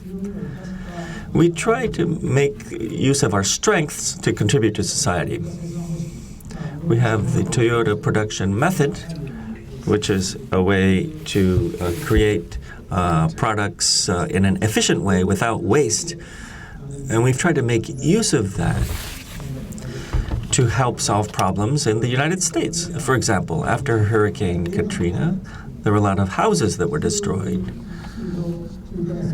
It normally takes 9 months to recover, but if we sent our production teams, we were able to do this in about half the time. And we sent people to food banks so that the lines would be half as long. We have tried to contribute to improving the efficiency of non-automotive sectors. We'd like to make such contributions in the United States, and we've made efforts to that end. For a long time, continuously, we have to be supported, also support the local society, and to do more local hiring. I told you we had 10 plants. Over long experience, 9 of the 10 plants are headed by Americans, finally. Local leaders have to lead the operations, and we think it's important. As a good corporate citizen, I think helps answer the question that Mike asked the previous panel about, or asked particularly Senator Daschle about, is there really in Congress a strong view that the bilateral trade deficits are a problem? And I think part of the answer is that for a lot of congressmen who have Japanese companies in their district, they have a very different perspective now, I think, on the relationship with Japan, and those investments probably are more important in their consideration about the relationship than trade. So those are important points. So Wendy, you are the pro at renegotiating trade agreements that you thought you had finished and completed. You thought you were done with Japan after completing the negotiations with Mr. Mori and others in the Japanese government in the context of the TPP negotiations. And here we are again. We're about to enter into a U.S.-Japan trade something. Banana, I think, was the word that a previous USTR used when we couldn't agree on the name of these things. So actually, on that point, what should we call it? What should it cover? And what do you think the prospects are for rolling this forward in 2019 and possibly beyond? What's going to happen going forward? Okay, well, first of all, I think what we call it has become already an issue of disagreement. Some in the United States are calling it an FTA negotiation. Some in Japan are calling it TAG, the Trade Agreement on Goods. I'm going to call it just a bilateral trade negotiation because I think that's probably the safest ground. But I think that underscores one of the biggest challenges of this negotiation, and that is there's no agreement on the scope or the coverage of this negotiation. When you read the joint statement that both leaders agreed to, It anticipates a two-stage negotiation, but it's kind of unclear what's in each stage, or it's not crystal clear what's in each stage. I was in Japan recently. My Japanese colleagues clearly want to keep the first stage coverage modest, focused on goods, maybe some other areas such as services related to goods. But in their view, they've agreed not to an FTA negotiation, but to a pretty narrowly scoped negotiation. On the other hand, the United States is right now consulting with Congress, trying to work with Congress to define the scope of these negotiations. And you're already seeing U.S. stakeholders raising their hand and saying, we want digital in this negotiation. We want, issue after issue, labor, the environment, IPR. And so both sides are early on are going to have to figure out what is the scope of this negotiation. And I think that's going to be a very difficult conversation. Other challenges they're going to face, I think, is this whole issue of early harvest or quick timeline, and that's related to the scope issue. But when you talk to our farmers and our agriculture community, they're watching, and others in the United States are going to watch the CPTPP go into effect shortly, followed by the EU FTA, and that means that our other trading partners quickly are going to see preferential access to the Japanese agricultural market and other markets, which will disadvantage U.S. suppliers, which kind of, I think, incentivizes seeking an early conclusion or some kind of early harvest. But then the complication there, and one that Congress and the administration will have to work out, are we really talking about 2 Japan trade votes in Congress? I kind of find that hard to believe. But I don't really know what the alternative would be if this would be a 2-stage negotiation. And then, of course, there are going to be the issues of agriculture. Is TPP and the EU FTA agriculture concessions actually a ceiling, or will the U.S. ask more? On autos, will the U.S. ask Japan to do a quota, like the new NAFTA negotiations, where Canada and Mexico have basically agreed to a quota, and any vehicles sold above that quota then would be subject to a national security tariff. And the list goes on, and I would just say the other challenge will be is that this negotiation won't be done in isolation. Just in the trade area, if you look at our trade agenda, while the Japan-U.S. negotiations will be proceeding, the U.S. also will be trying to get the USMCA through Congress. We will be continuing either to talk or not talk with China, and we'll see how that kind of falls into place over the next few weeks. But we'll also be continuing negotiations with the European Union, possibly the UK, who knows.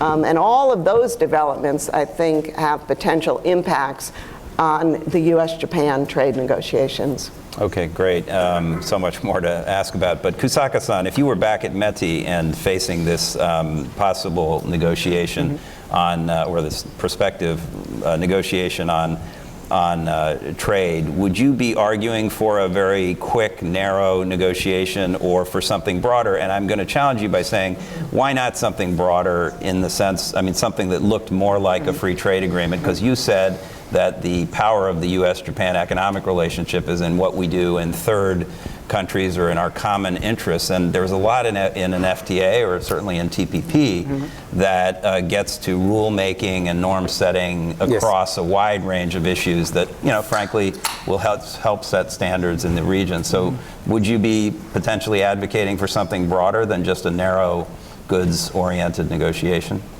I'm happy to have graduated from government service. So you don't have to answer that question. Me too. But that Wendy and Charles that pointed out key phrase that foreign direct investment and globalized value chain or supply chain. These are key words. And also business. US and Japanese business speak same language. So something good for US business is good for Japanese business. Both of them need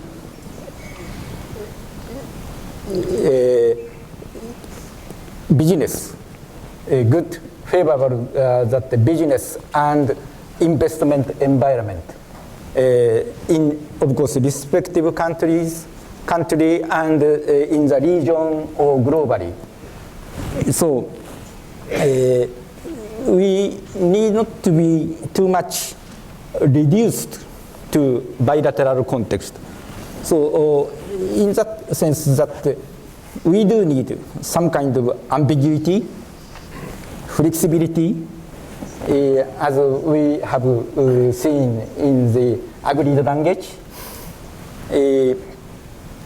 and that recognize sensitivity of both sides. Your side auto, and the Japanese side said that is up to TPP.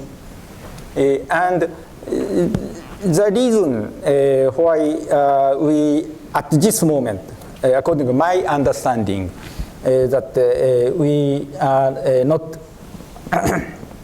in a hurry to have full-fledged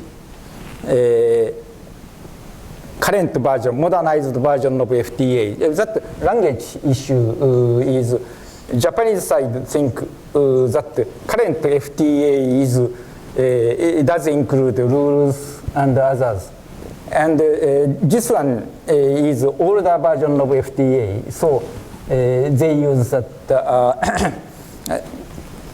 agreement that trade agreement yes, in goods. Trade agreement in goods. So that's rather a minor point to address each side of the domestic political constraint.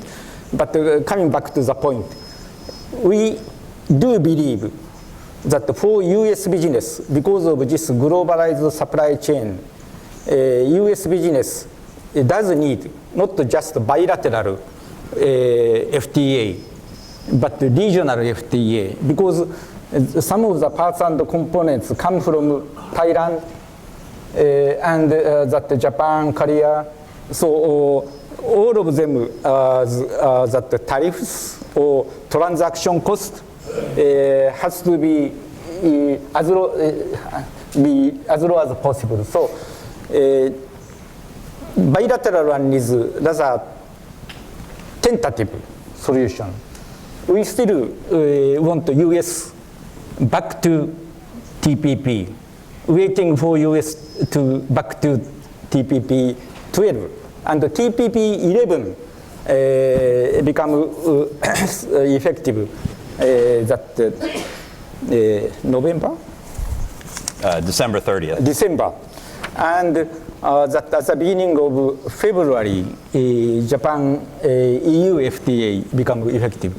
So against that background, of course, that U.S. cattle farmers and agribusiness people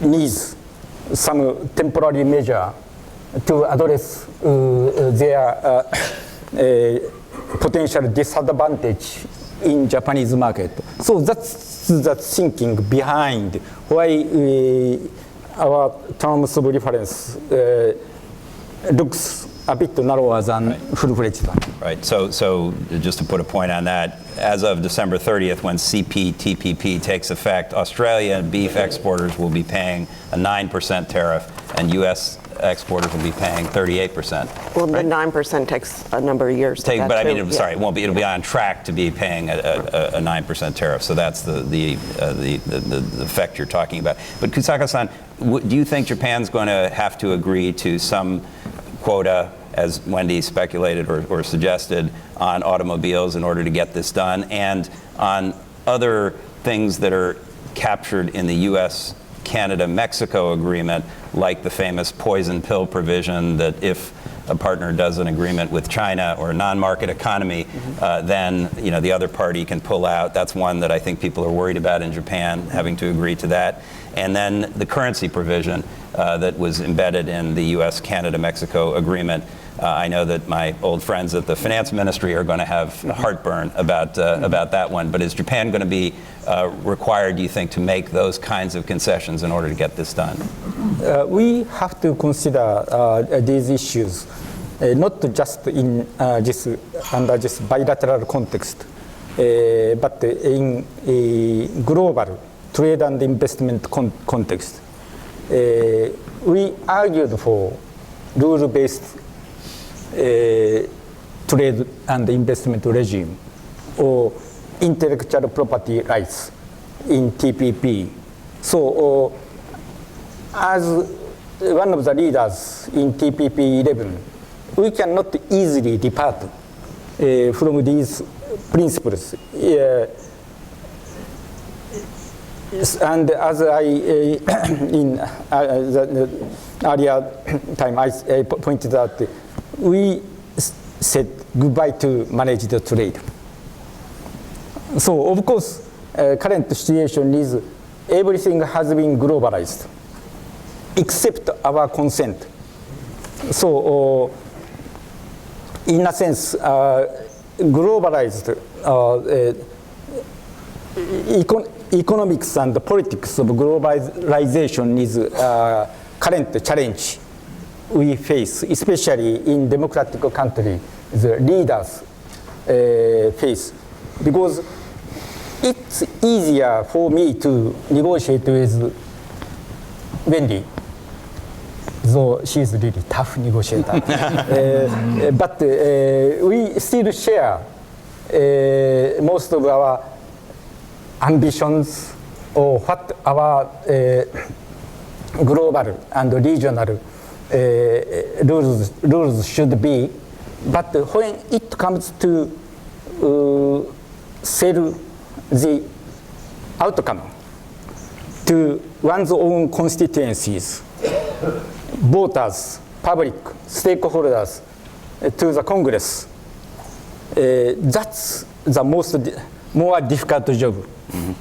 And that had happened in EU or in, as we have seen, happening in the States. So we do understand that globalization fundamentalism does not work. So we have to find a way in search for a better globalization. So how to treat that auto issue is always that our starting point is our bilateral part of TPP. So US side is going to open up US market. That's the starting point. So then both sides has to find creative and constructive solution. As we had seen that you would remember, Abe Schultz energy working group and energy talks. So of course that the energy trade area does have potential to address that US trade deficit. So that kind of wisdom, learning from the past experiences, would be needed rather than directly discuss some of the claims. Okay. I won't push you on the points I raised, but maybe somebody will in the questions, because I want to cover some other things. But Charles, just again, you hinted at something that the U.S. business community might want in an FTA, like better access to the investment opportunities in Japan. Other things that the U.S. business community is expecting from this bilateral or worried about in this bilateral, and to Kusaka-san's point that the real game here is the more regional approach that would allow for more efficient supply chain management. Is that, is this a way station on the way to something broader, or is this a distraction from what we really should be doing, a broader regional agreement, or does it not really matter to business, which is carrying on anyway, doing its thing? Well, I mean, we all wish that we were living in a TPP world. We're not. So we can cry about it, or we can move on to the next thing. And I think, I think we certainly understand the political sensitivities in Japan about a comprehensive agreement, and we understand the political imperative that the administration might feel to get to chalk a few quick wins on on the board on the trade front. But the reality is most of the things that will be celebrated as political victories here in a trade agreement with Japan will be the most politically difficult. And the other stuff is an opportunity to negotiate something really first rate that helps us all, whether it's on the digital piece, whether it's on the IP piece, whether it's on the financial services, that really helps us get to that next level. And look, TPP was a fantastic, if not perfect, agreement. By the time we get back into a regional agreement, we're going to need to take that next step, and this is a real opportunity to do that. So yes, I mean, there are some things the business community would love to see, whether it's on transparency and openness in pharmaceuticals and advanced medical devices. Clearly, there are some automobile stuff that we'd like to see, and there's some financial services and other things we'd like to see. But I think the real opportunity here is to develop a first-rate agreement that gets us all to the next level. And that's where we should be pushing our efforts, and that's what the business community is going to be pushing for. Great. Hi, Koho-san. So there is this new U.S., Canada, Mexico agreement, NAFTA 2.0, as some people still want to call it. And that has changed, or will change if it gets approved, the rules of origin and other arrangements for how much production you have to do in North America and on what terms, what wages you have to pay. Then there's this prospect of a U.S.-Japan agreement that may endorse that same approach, may take a different approach to rules of origin and to where production in practice needs to be located in order to take advantage of certain of the benefits of the agreement. How does Toyota think about those things? Is that something that is going to require a fundamental shift in the way you plan your production networks across North America or across the world? まずアメリカでビジネスを As an enterprise active in the United States, all sorts of things occur, but we always have to be aware of our need to provide good products to our customers at a low price. It's obvious, but we always have to bear this in mind. In manufacturing, development, and sales, we have 137,000 employees directly and 470,000 indirectly.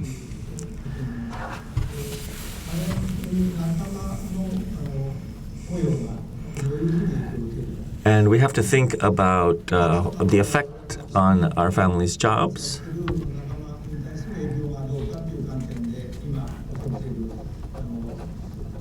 And so the trade talks underway now, the NAFTA negotiation, how is it going to affect the jobs of those in our circle? We're still looking over the details. It will affect manufacturing, exports. We might have to revise our supply chain a bit. And this affects not just Japanese manufacturers, all automakers based their operations on NAFTA, on the previous NAFTA.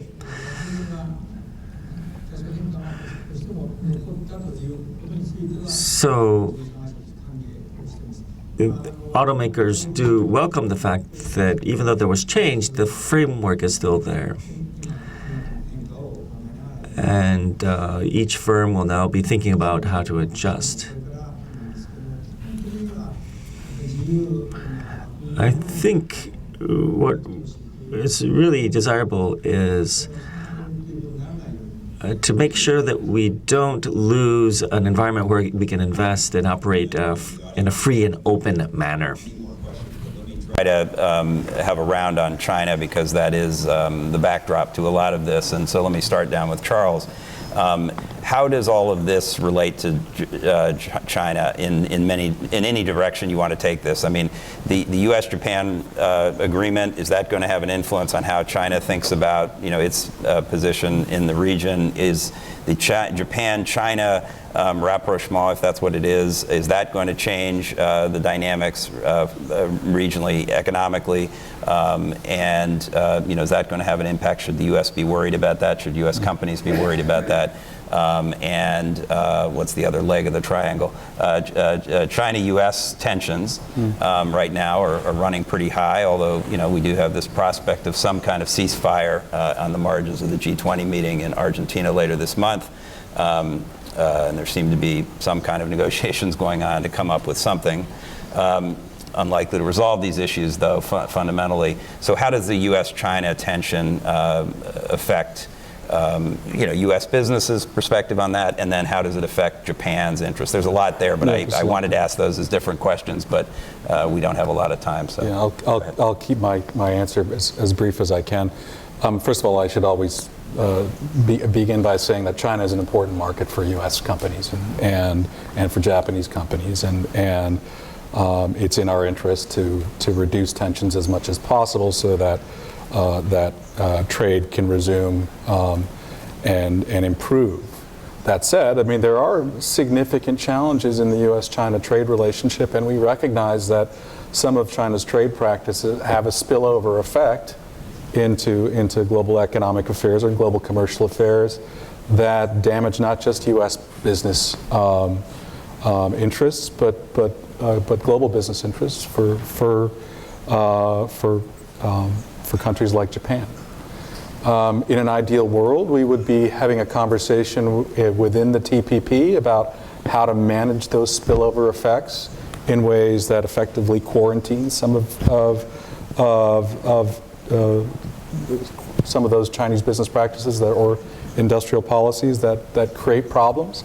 We don't. So we would take as many opportunities to work with like-minded countries like Japan, like the European Union, to try to manage some of those spillover challenges. And clearly, a negotiation of whatever we're calling it has an opportunity to advance the ball incrementally towards that longer effort to work with like-minded countries. And hopefully to encourage the Chinese to recognize that the practices which they think are benefiting their own domestic economy actually are not only harming the global economy in the long term, but also it's their domestic their own economy. Yeah, do you think they're going to kind of come to that realization? I mean, under all of this pressure and scrutiny and the slowdown that they've seen natural slowdown in growth, but it seems to be slowing more than they expected, and that may be because this isn't the strategy they've been using isn't working. Is it for one of those reasons? I'm not sure bilateral pressure is a particularly useful thing in terms of managing how the Chinese view the changes in their own domestic policy.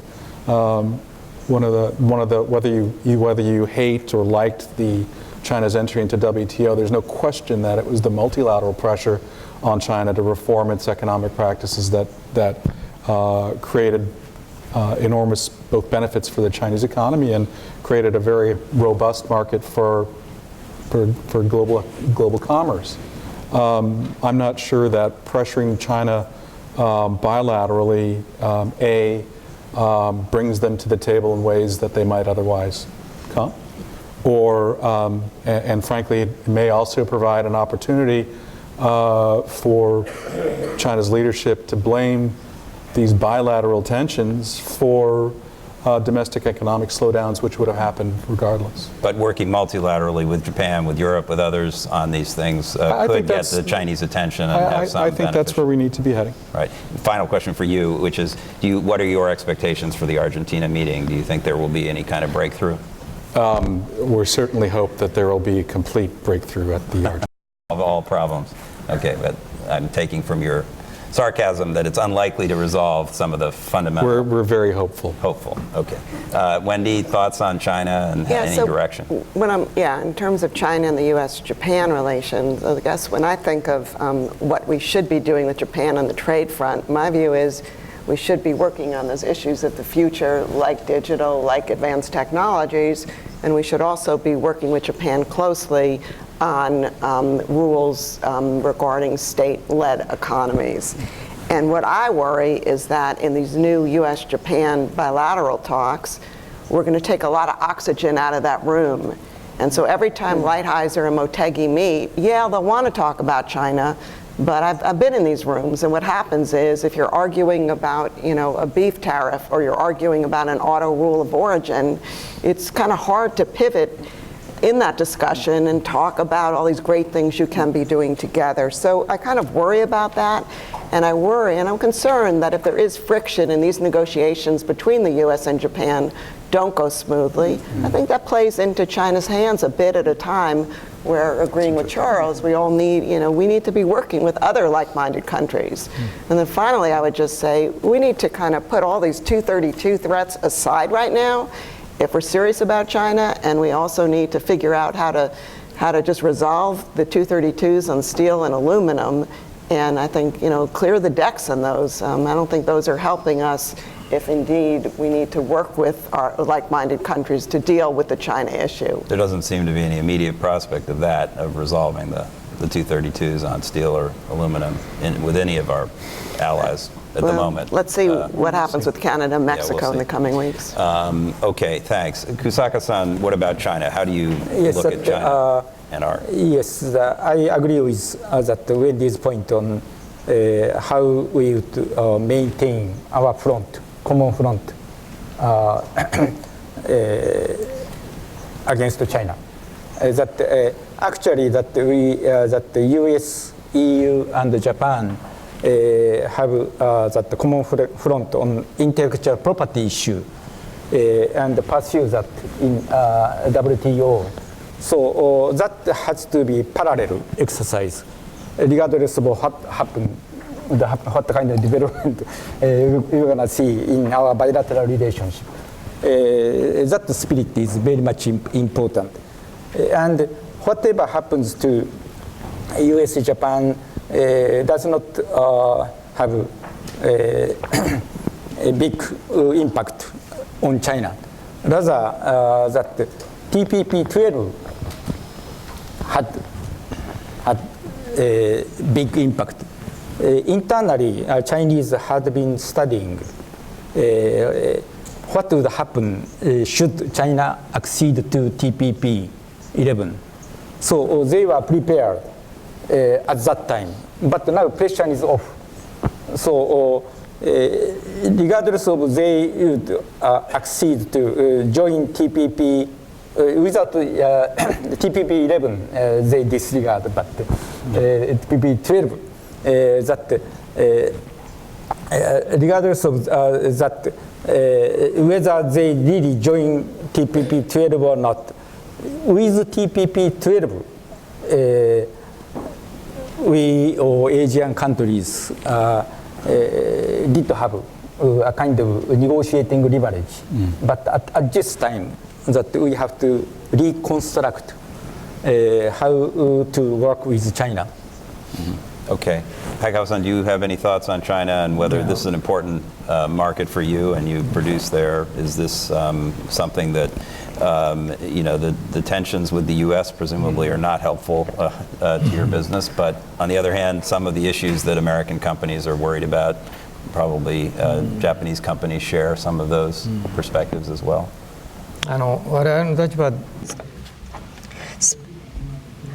From our perspective, the trade tensions that exist between China and the United States, all I can say is that we are rather concerned.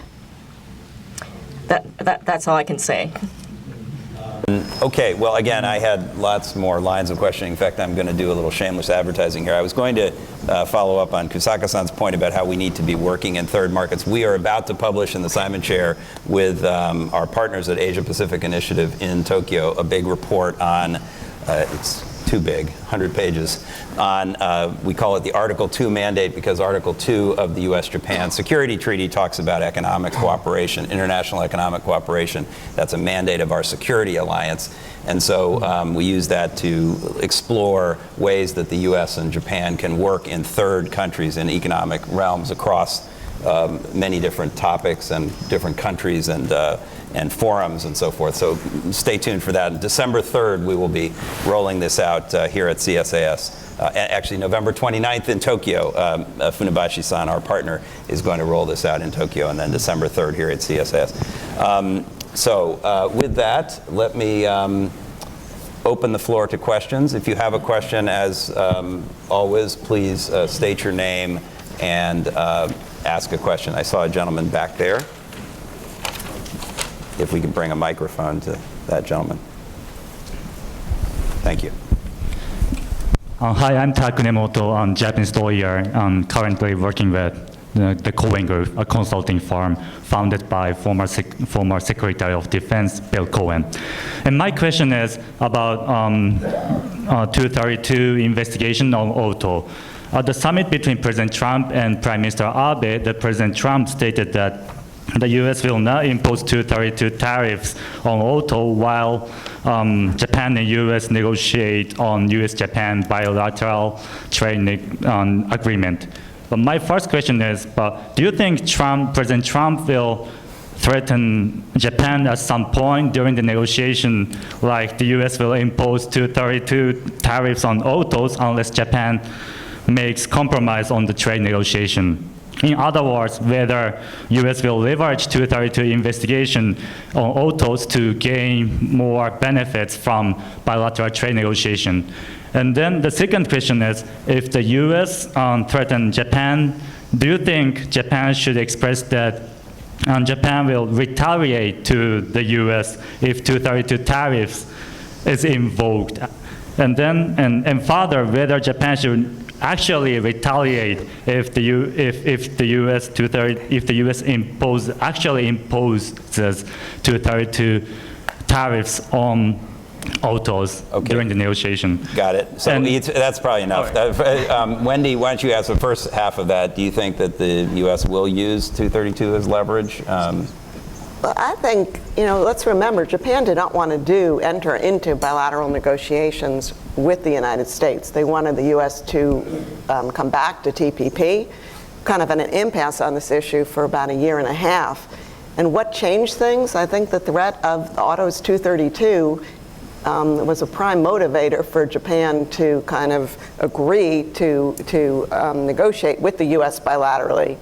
So I think if you're sitting in the White House now, you're probably thinking it's been an effective lever so far, and there may be points during the negotiation where the president decides that, you know what, we're not really negotiating with Japan. This isn't a negotiation. We're not going anywhere.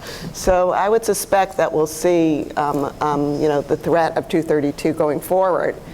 With respect to what Japan will do, it's an open question. I would just put on the table that unlike other trading partners, Japan didn't counter-retaliate on steel and aluminum tariffs. So the steel and aluminum tariffs are in place for Japan, unlike the EU and China and Mexico and Canada.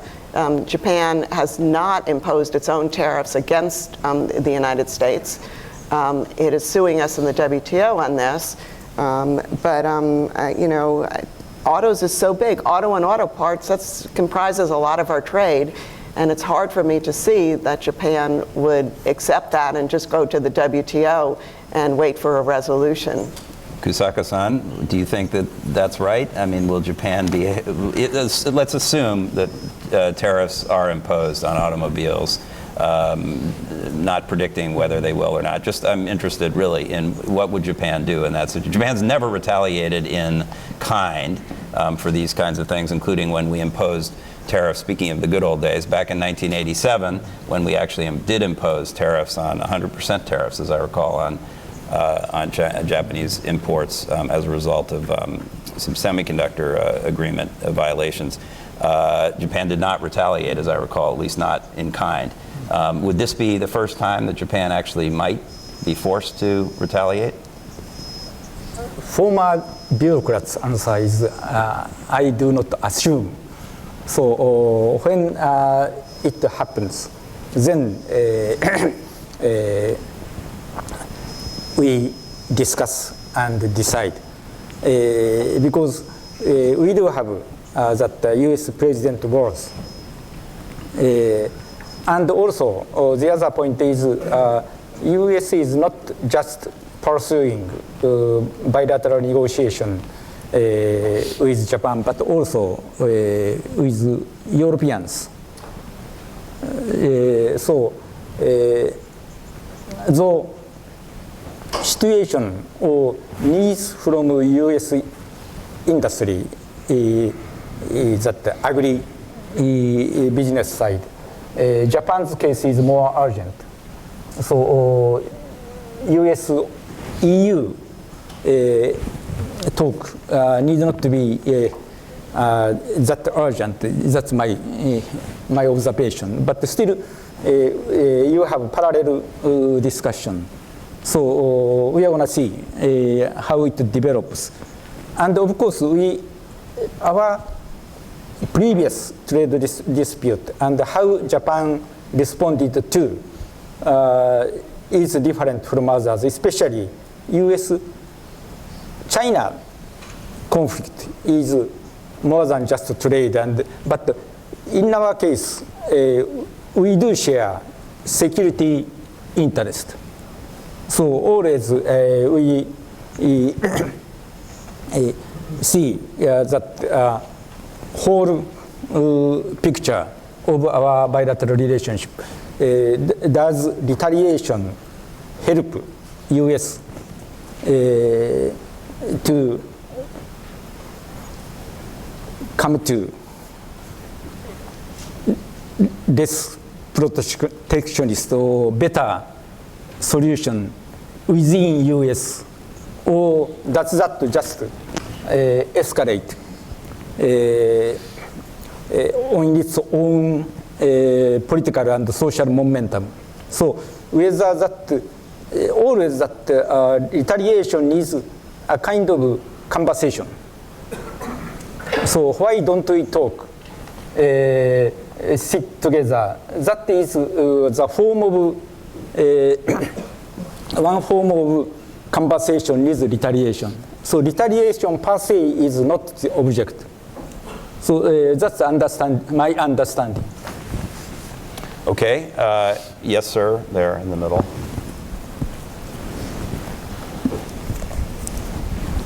Yes, my name's Mark Goodman. I'm a consultant on trade and energy environment.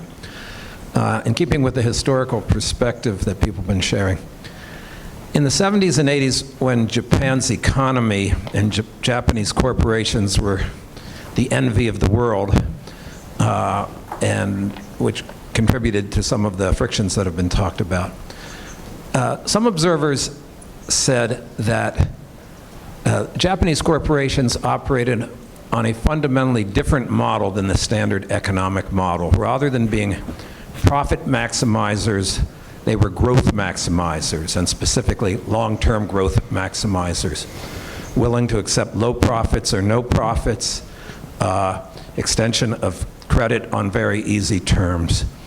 And just as people in the US were talking about whether and how the US should emulate Japanese corporations, Japan went into a prolonged 20-year or so recession, suggesting that if that model was truly different, maybe it wasn't such a stable model. To what extent was that true? And if so, to what extent has it changed? And to what extent has such a change contributed to the differences in perspective we've been talking about today? Okay, that's a good one. Let me take two other questions. This gentleman here, and Anshu, you had one before, so I'm sorry, you can come up to us afterwards. And this gentleman in the front here. Good afternoon. My name is Gerald Heng. I'm known as Jerry the German in the United States. I think Europe and Uncle Sam were fully delighted when Hitler and Japan lost the Second World War. And Japan through its core prosperity mission, has actually won the peace. After 50 years, Japan became a top-tier economic nation. Now, my question is simply this. With China having the Belt and Road infrastructure in ASEAN and in Asia, there are some dissatisfaction about the death threat that they have set for these countries. So I'm thinking, Japan has already commercially done the core prosperity mission commercially, but not government agenda. So I'm wondering whether in the future, Prime Minister Abe might consider this question of having cross prosperity in ASEAN in competition with China. It's a peaceful coexistence, so there will be no war. So Okay. I'm wondering whether that might happen. Okay. Thank you. Yes, sir. Thank you. I'm Nawat Aoyama, a correspondent for Japan's newspaper, the Asahi Shimbun. I want to also put a question related to the U.S.-China trade dispute. It seems that at its core underlies the deep sense of threat among the U.S. policymakers that China is trying to gain geo-economic hegemony in the region. I think Japan can and should cooperate. But on the other hand, many of you just mentioned, suggested earlier, the president's policy agenda, most notably the threat of the 232 auto tariffs and the withdrawal from the TPP, will not work in a way will not work in a way to help the strategic cooperation gain momentum. So, how do you think Japan should navigate through in this Sino-US-Japan triangular relationship, which is becoming more and more volatile and difficult? And I'm also wondering if there is any way for Japan to diffuse tensions between China and the United States. Okay, so there are three questions there. First is about the Japan model, supposed model of sort of growth-oriented, long-term growth-oriented versus profit-oriented approach. Was that ever true? Is it still true? Maybe Hayakawa-san and Kusaka-san may have thoughts on that. There's a question about Japan and ASEAN working together in a sort of way, I understood it to be related to a response to China's economic diplomacy through the Belt and Road Initiative and other efforts in the region. Is there some prospect there? Maybe Charles and Wendy, if you have thoughts on that. And then again, a similar question that we had before, maybe about the U.S. and Japan working together in the face of Chinese economic hegemony, I think you called it.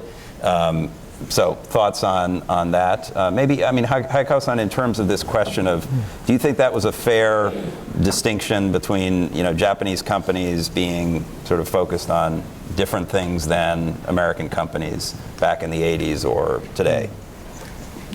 私自身は Well, I'm not a scholar, so I don't know if I can speak for all Japanese companies, because we're all different. There are quite significant differences among Japanese companies. I've been at Toyota for a long time. As for Toyota, we try to look at all of our stakeholders. That's how Toyota has been. And especially for the last 10 years, we've looked at investors, stockholders, and tried to put more effort in investor relations. And this is a change for us. But we look at our employees, our business partners, local communities. We have to be a good company for all stakeholders, otherwise we won't last a long time. I don't think our balance has changed very much, but every place that we have a relationship with, we try to give consideration to them as we carry out our operations. Over the mid and long term, I think that's important. So short-term profit really was not that present. Of course, we want to increase our profit, but before that, we try to make sure our stakeholders are all very satisfied. That was our priority. ありがとうございます。草加さん、それについて、あるいは中国についてどうでしょうか。Thank you. Yes, as Hayakawa-san said, that Japanese corporate situation is very much diversified, but has seen that significant change. We have that very intensive corporate governance, or we say corporate governance code discussion. So how to communicate with the market and the stakeholders. Then point number one is that higher return on equity and others. So if you check, compare that last year, recent that record and 5 years ago, you would be surprised to see that significant change had happened. And on China issue, yes, that's Japanese foreign direct investment and Japanese aid money, which really financed growth of Southeast Asian ASEAN countries. And at this moment, as we hear that this week, the development that the Vice President Pence was in Tokyo on his way to Singapore, and both of them discussed Indo-Pacific strategy from that Washington's perspective, and Abe changed that Indo-Pacific vision because we'd like to invite as many countries as possible to be part of that vision or strategy. If we name it strategy, that is misinterpreted, very narrowly security-related initiative. Then some of the Asian countries would be caught up between China and our side. So very difficult for them to join. So we have a common agenda in that sense, how we are going to create space, economic and political space, which can establish normal, sustainable relationship with rising China. So that is in our thinking. Okay, thank you, Wendy. Just quickly, just to reiterate, I think that U.S. Japan dealing with the China challenges is key. I hope that that cooperation continues to grow, and it's not just limited to the U.S., Japan, and the EU. I think there are prospects for other countries in the region, who are also experiencing some difficulties with China, to also, to work together constructively with the U.S., Japan, and others. And I would, discourage the U.S. government from asking countries to take sides in this dispute. I think that is going to, I don't think that's a constructive approach, because I think we might not get the answer we want. And so I would just, emphasize the importance of a multilateral approach to dealing with the challenges China presents. Good, excellent, thanks. Charles? I'm just very briefly picking up on the question about BRI and Kosaka-san's reference to the Indo-Pacific. The Southeast Asia clearly needs significant infrastructure investment, and to the extent that geostrategic rivalry creates opportunities, that a competition for investment in the region, that's probably overall a good thing. I worry, frankly, that some of the investment decision-making by Chinese companies in the region is not being done with a real sense of the economic need and the economic justification of particular projects. And I worry that in the case of both Japanese or combined Japanese-U.S. investment in the region, that there is not enough attention by governments to providing risk assurances or some sort of guarantees that investment by the private sector will not be go up in smoke. So we have two very different systems competing, and it would be very useful if all three sides, namely the Chinese, the Japanese, U.S., Indo-Pacific team, however described, and Southeast Asian governments got together and say, okay, let's figure out what's really necessary. Let's figure out how we can mitigate risk for the private sector and invest in these things. And let's figure out how to do this in a way which maximize the benefits from the influx of investment from whatever source going into the region. Great. Well, I'm glad we touched at the end on the Indo-Pacific strategy, because that's obviously an important area that I also wanted to explore. We do a lot of work on that in my program and Mike's program, and I'm sure many others in this room work on this issue. It's critically important, and also on the infrastructure story, Belt and Road and so forth, another important issue. But we are beyond our time, and I apologize to the next panel. I hope they get an extra 5 minutes at the end as well. But please, at this point, join me in thanking this great panel for their insights. That's it. And I think there is no break, so stay where you are unless you really need to move somewhere. And then the next panel is going to come up straight away. Thank you very much. Thank you so much. You need this one chair away? Okay, all right. So sorry to have back to exchange late question. Yeah.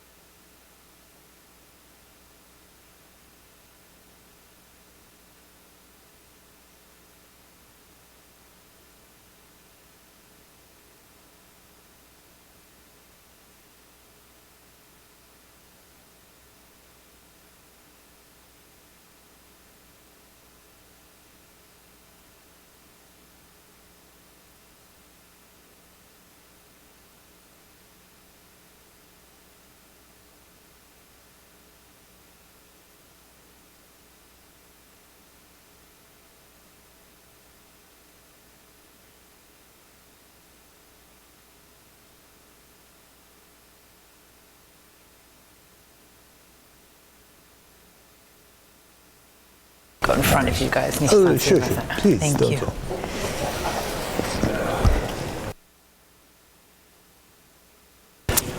Right. Nice to see you. Look who's here. You're going to correct us when we're wrong, right? I have an ally there. There you go. Excellent. The Navy has come to your assistance. That's right. Words for rescue.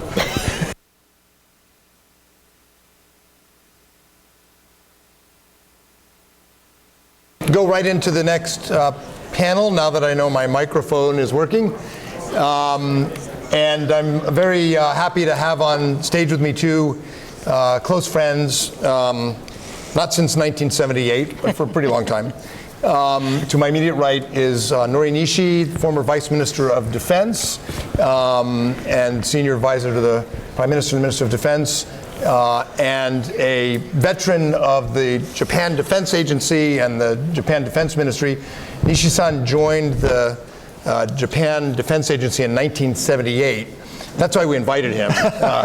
Thank you. But also because he's one of the most thoughtful and strategic officials to have led the defense ministry, and not just on issues of defense planning and procurement and alliance management and deterrence, but also of diplomacy. Nori was put in charge of one of the hardest issues in Japan-China relations, which was removing chemical weapons left from the war, which was dangerous technically, bureaucratically, politically, and Nori got all the chemical weapons out without blowing up, and earned enormous praise and respect in both Tokyo and Beijing, which is pretty tough to do. So Nori knows a lot about defense and foreign policy. And Sheila Smith, who is sitting next to Nori, of course, is at the Council on Foreign Relations. She's also been at the Social Science Research Center, at the East-West Center, one of the leading experts in the world on the U.S.-Japan alliance. Sheila and I were at Tokyo University together. Way back when? Not 1978, but some years ago. Little known fact, Sheila hates me to mention, so I'll mention it. Sheila and I were the 1990 champions in the All-Japan Japanese debate contest representing Team USA. And students of mine and Sheila's have been looking for the tape, but fortunately for us, it was before the era of YouTube.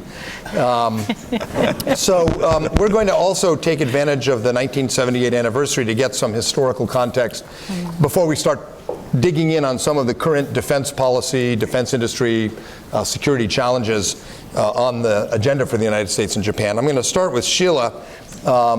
As I mentioned in the first panel, Sheila did her dissertation on the U.S.-Japan alliance, and which I read in draft, and particularly I remember one of the case studies, the chapters, was the 1970s and the defense guidelines. So give us some context on where we are in the U.S.-Japan alliance historically, and in particular, the Chinese sometimes say that Abe is revisionist, and that this is a sudden, dangerous militarization. But put the changes we see today in historical context, if you would, to get us started. Sure, happy to, Mike. I'm glad to be here and delighted to be paired with former Vice Minister Nishi. I think Mike may be the only person who read my dissertation, so thank you for that. I went back and dusted it off the shelves because I'm writing a new book that'll be out next spring, but I wanted to go back and refresh my mind on what I was looking at back then, which was really how does the alliance fit into Japanese military planning? And so if you go back to the 1970s, many of you are too young, so this is a little educational moment. Remember that in 70, Nakasone Yasuhiro was the first defense agency director who published a white paper, right? And then it stopped for 6 years because everybody kind of freaked out a little bit about his forward-leaning approach, especially to a Navy. But basically, remember, Japan's defense policymaking at that time was really coming out into the public domain in a way that we now take for granted, right? We all read the white papers, we all listen to not only Japan's civilian leaders, but uniformed leaders talk in public, have press conferences. Back then, that was not what happened. So you had the first formal developed national defense program guidelines, or outline at that time, in 1976. So the first guidelines between the United States and Japan, which was really an invitation by the Japanese to the United States government to talk for the first time about what the military division of labor in the alliance would be. What would the two militaries do together for the defense of Japan? And it was very narrowly defined within the exclusive defense posture of the self-defense force. But the alliance up until 1978 had not had a conversation. U.S. forces were stationed in Japan, but we'd not formally had a dialogue, nor did the U.S. and the military and the SDF, nor did they exercise. It seems incredible today, right? But remember, so unlike our relationship with the ROK, the US ROK alliance, or unlike our NATO alliance in Europe, our two militaries didn't really get to start to sit to really work together formally with the blessing of their political leaders until 1978. So that's an important milestone in the alliance. We've had two revisions of that document, 1997, and then again most recently in 2015 to bring us up to date. I think in 1997 what was interesting is the Cold War ended. And it was really the external changes afoot, and you'll remember in 1993-94 there was that little confrontation the United States had with Pyongyang about its decision to step back from the NPT. We asked, the United States government asked for the guidelines to be revised in the mid-1990s. We were just a little worried that if something were to happen in Korea, and I remember being at conferences with Mike at the time, we were just a little worried at the highest levels of our government whether Japan would be able to either assist us or at least work with us if there was another Korean contingency.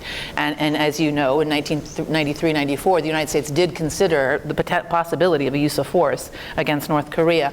So that was the first post-Cold War rethinking of what we were really, what the two militaries needed to think about, which was beyond the narrow scope of bilateral defense requirements, and was really starting to look outside to a changing Asia. There had also been an awful lot of evolution in the military-to-military exercising and thinking by the 1990s, right? You're almost 15, 18 years beyond the initial guidelines. So there was also momentum, an evolutionary understanding between our militaries about what they could do better and do more of that would be useful for both sides. Fast forward to 2015, of course, we've got the Senkaku dust-up. And again, at this point, it's the Japanese government who is inviting the United States government to re-enter into a conversation about our military division of labor. In the United States, in the Pentagon, we talk about roles, missions, and capabilities. That's the language that came out of that political process over time. In Japan, it's referred to as the yakuwari bunkan, the division of labor. And in 1978, Mr. Sakata, who was the defense agency chief when Nishi-san came on board, talked about chisaku mo okina yakuwari. We have a small military, but with a significant role. That is a fundamentally different concept of the military power of Japan today. It's certainly a fundamentally different concept of how the two militaries operate in this rapidly changing Asia. Nishi-san, let me continue on this theme for a moment, and then I'll have another question for you. But the 1978 defense guidelines outlined how the US and Japan would cooperate if Japan's attacked. And then it said, with respect to regional security, and then it said nothing. It said nothing about how the US and Japan would cooperate in a regional crisis. The so-called Article 6 of the Security Treaty, 1960 Security Treaty. It only covered Article 5 if Japan is attacked. So nothing about regional. Then when I was working in the Pentagon, the 97 defense guidelines had that if Japan gets attacked. And then it had some guidelines for how the US and Japan would cooperate in a situation in the area surrounding Japan that has a direct effect on the security of Japan. So it was a little bit bureaucratic language, but basically it was regional. And frankly, a lot of us in the Pentagon at the time thought, great, now we can do joint planning. Now we can do, what we need to do. And then we all discovered something called the ban on collective self-defense. And we're told, oh, no, sorry, you can't. So we had opened one door and there was another door. So, and then, in the 2015 defense guidelines, Prime Minister Abe opened that door. So now he's changed the interpretation of Article 9. Now, collective self-defense is allowed in certain circumstances, which is what's necessary collectively to jointly plan with the US to deal with contingencies. Are we clear now? Are we ready? Are there any more doors? Or can the US and Japan really start planning for what we would do in a contingency in South China Sea or anywhere in the sea lanes and waters affecting the US and Japan?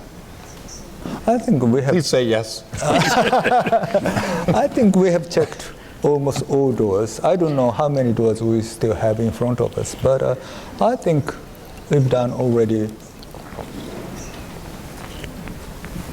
Yes, I think we've done it. Everything started when the United States revised its strategic concept in Nixon administration, so-called Guam Doctrine.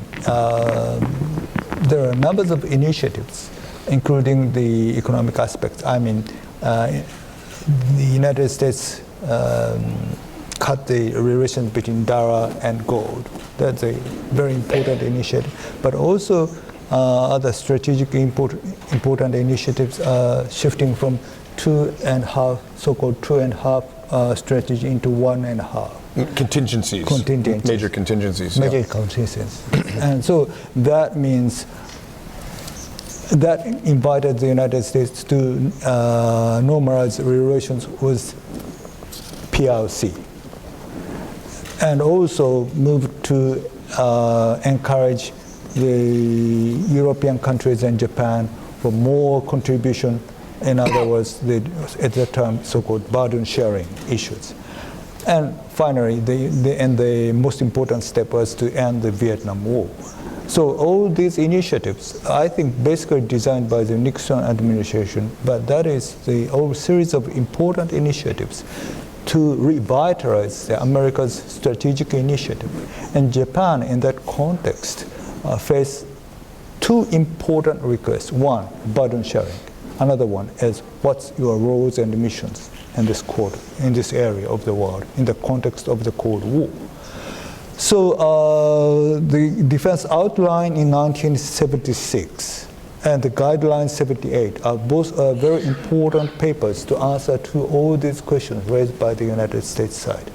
And therefore, the initial stage and the initial steps were not really smooth, gradual.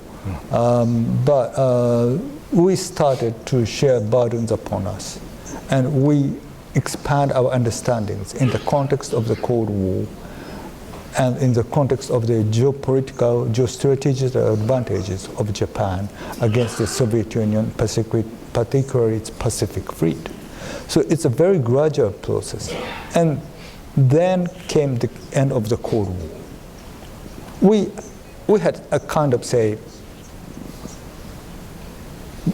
in a sense, a bit difficult time with the United States. What the concept of the threat is at the time. There was a controversy that what was the threat. The Soviet Union, well, already collapsed, but still there existed the huge military war capability in Siberia. Was it threat or not? This kind of detailed debate was there, only in a limited period of time. Fortunately or unfortunately, we had the Saddam Hussein's invasion to Kuwait, and everything changed. And soon after that, we faced the Kim Il-sung's new initiative of nuclear and missile issues. We had very difficult time in the 1990s, and then we faced the 9/11. So after the end of the Cold War, we had so many topics, so many changes of the games, one after another. And we have been very busy to catch up what we can do with the alliance, with Japan herself, in various ways. So I think we are still on the way to finish, not really finish, we come to the new phase of to face the growing China. So we are still on the midst of the developing stage, not finalized yet. So 1978, when we organized this conference, we chose 1978 as our historical starting point because that's when the Keizai Koho Center was founded. But the more we think about it, the more things happened in 1978 that either are similar to our challenges today or started us on the path we're dealing with today. So the other thing that happened in 1978, late 77, 78, was the Soviet Union started sending backfire bombers out into the sea lanes through the Japanese, sending submarines through the Japanese straits and around the Northern Territories. The Soviet Navy would send, boomers would send ballistic missile submarines off the coast of Hawaii, almost within sight of the Pacific Command and Pacific Fleet, and they would surface, make an obscene gesture, dive, and scoot towards San Diego, and the U.S. Navy could barely keep up with them. We were in such bad shape after Vietnam. And the China card did not solve that problem. The way we solved that problem, which was a threat to the first island chain by a major rival, the Soviet Union, the way we solved that problem was the U.S.-Japan alliance. And what Sheila mentioned, the roles and missions, the U.S. would be the shield, the spear, Japan would be the shield, defend the archipelago, the U.S. Navy and Air Force would go into the Sea of Okhotsk and take on the Soviets. And by the mid-'80s, Soviet submarines were not coming out of the first island chain. They were bottled up. So here we are again, 40 years later, and the first island chain with Japan in the front line, but in a much more obvious way to the Japanese people, is under assault from, or under pressure from China's expansion, China's so-called A2AD strategy, artificial islands, 12,000-ton Coast Guard ships. Some security experts have said it may have worked in the 80s, but it's not going to work this time. We cannot defend the first island chain. We will lose control of the South. Some people say we have lost control of the South China Sea. We will lose control of the East China Sea. It probably seemed pretty scary in 1978, but Sheila, let's start with you. Are we up to this challenge this time? Wow, that's a big question. So, you know, the Japanese role in the 70s and into the 80s was also quiet and evolutionary. You know, we had listening nets all up and down the Japanese coast, which people didn't really know about for a decade or more. There were a lot of assets that were in Japan, U.S. assets that were in Japan that were very helpful. And bottling the Soviets up also was reflective of the Soviet strategy at the time, too. So they retreated to this ocean bastion strategy up in Okhotsk because they really couldn't cope with our capabilities out in the open ocean, right? So, but Japan was really nicely positioned in that exercise. I think today, I'm not a war fighter nor a war planner, so I can't really tell you whether we're going to make it or not. But that's for Vice Minister Nishi. But I think what's different today is the two things we talked about much earlier in this program. One is we are not dealing with the Soviet Union, a country we can contain, either economically or militarily in that sense. We have a lot of capabilities, obviously the Chinese do not have, but they have focused an awful lot on asymmetrical capabilities that can weaken our ability to come to Japan's defenses, for example.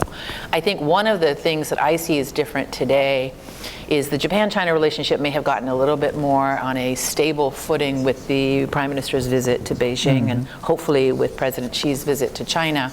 But as others have mentioned, the military situation in the East China Sea is not in Japan's favor. And so the alliance has to continue to be very careful in the way it manages that situation particularly. I hope we're not going back to a situation with the North Koreans where we're raising or upping the ante on military tensions there, but that's another vulnerability for Japan that requires very close coordination and military response signaling from us. So I think the nature of the threat to Japan is fundamentally different. The other thing that's very different is I don't know that anybody in Japan, at least, or even in Washington, thought the Soviets were about to land or attack Japan. I think today you do have, at least in theory, the proposition that the United States might have to come to Japan's assistance instead of the other way around. And that's a real difference both for the Japanese public's understanding of the utility of the alliance, but also really for our military operators and planners to get their minds around. It's just a very different political dynamic, and it's also a very different operational challenge. But let me hand it over to the actual war planner. There is a clear difference between the Soviet Union and China. The Soviet Union was outside of the Western system, outside of the Western economy, a very different type of political structures, while China is in the center of the global economy. And there exists a very serious interdependence between Chinese economy and other countries' economies. In other words, we are very close neighbors each other. And also another important difference is the difference of the concept of strategy. The American strategy, American military capability and Soviet military capability were very symmetrical, while China is very different, unsymmetrical, based on the very different concept of strategy. What the difference? That is going to be huge questions for us to answer in the near future. Japan's roles and missions and capabilities, well, its geopolitical posture is not different. It's really a very important choke point for Soviet Navy and Chinese Navy. And its land capability, its three services, well trained, well prepared, and therefore quite reliable for the United States as an ally. The difference is the growth of capabilities. China's growth of capabilities is much faster than we expected, even compared with the Soviet Union. So this gives us a difference of concept. Fortunate thing is, at least for us, the Japanese security bureaucrats, Prime Minister Abe and his predecessor, Prime Minister Noda, both had very good sense of security issues. I had chances to talk to them directly and privately, that there is the possibility of the danger of difference of the strategic concepts related to the first island chain. Between the U.S. and Japan, you mean? Between U.S. and Japan, because if there is the danger of the first island chain, the United States has the flexibility to be back to the second island chain, and then restart its military deployment from the second island chain and back to the first island chain. But first island chain is our territory. Therefore, for us, there is no flexibility. We have to stay there. And to both Mr. Noda and Mr. Abe said, yeah, of course. Why do you worry to lose the first island chain? We have to stay there, no matter what the condition is. And that is the important point that we have to say to the US side. So the point is very clear that Japanese position is clear to the United States now. And then we can start discussing that what is necessary and what we have to prepare for. So this is very different from what it was in the Cold War days and now. Our position is getting clearer, and our point of discussions are well sorted out. So I think daily contacts, the Pentagon and the MOD is getting much better than it was. Sheila's pointed out another in her writings that one big difference is that while the Pentagon or the White House, NSC, in the earlier challenge to the island chain from the Soviets knew that it was the front line and put F-16s in Misawa that were nuclear capable to make sure the Soviets knew it was the front line, just in case Japan thought it could sit out. And while Nakasone or a handful of politicians or officials, maybe even you didn't know because you were more junior, that the island chain was the front line in the Cold War with the Soviet Union, the public had no idea. Yeah. And now the public knows that Japan's in the front line. Yeah. And as Nishi-san said, if Americans start thinking, well, we might have to defend ourselves in the second island chain. By the way, for all the trade guys, when we say island chains, these are not shops or production chains. These are these are countries. The first island chain is Japan, Taiwan, Philippines, and the second island chain is Japan down to Guam. And then once you get past that, it's Johnston Island, Hawaii, San Diego.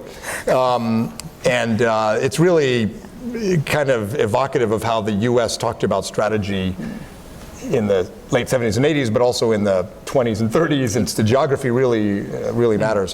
One other piece of geography that really matters is the Korean Peninsula. Right. And in 1978, the United States had a bilateral alliance with Japan. The United States had a bilateral alliance with the Republic of Korea.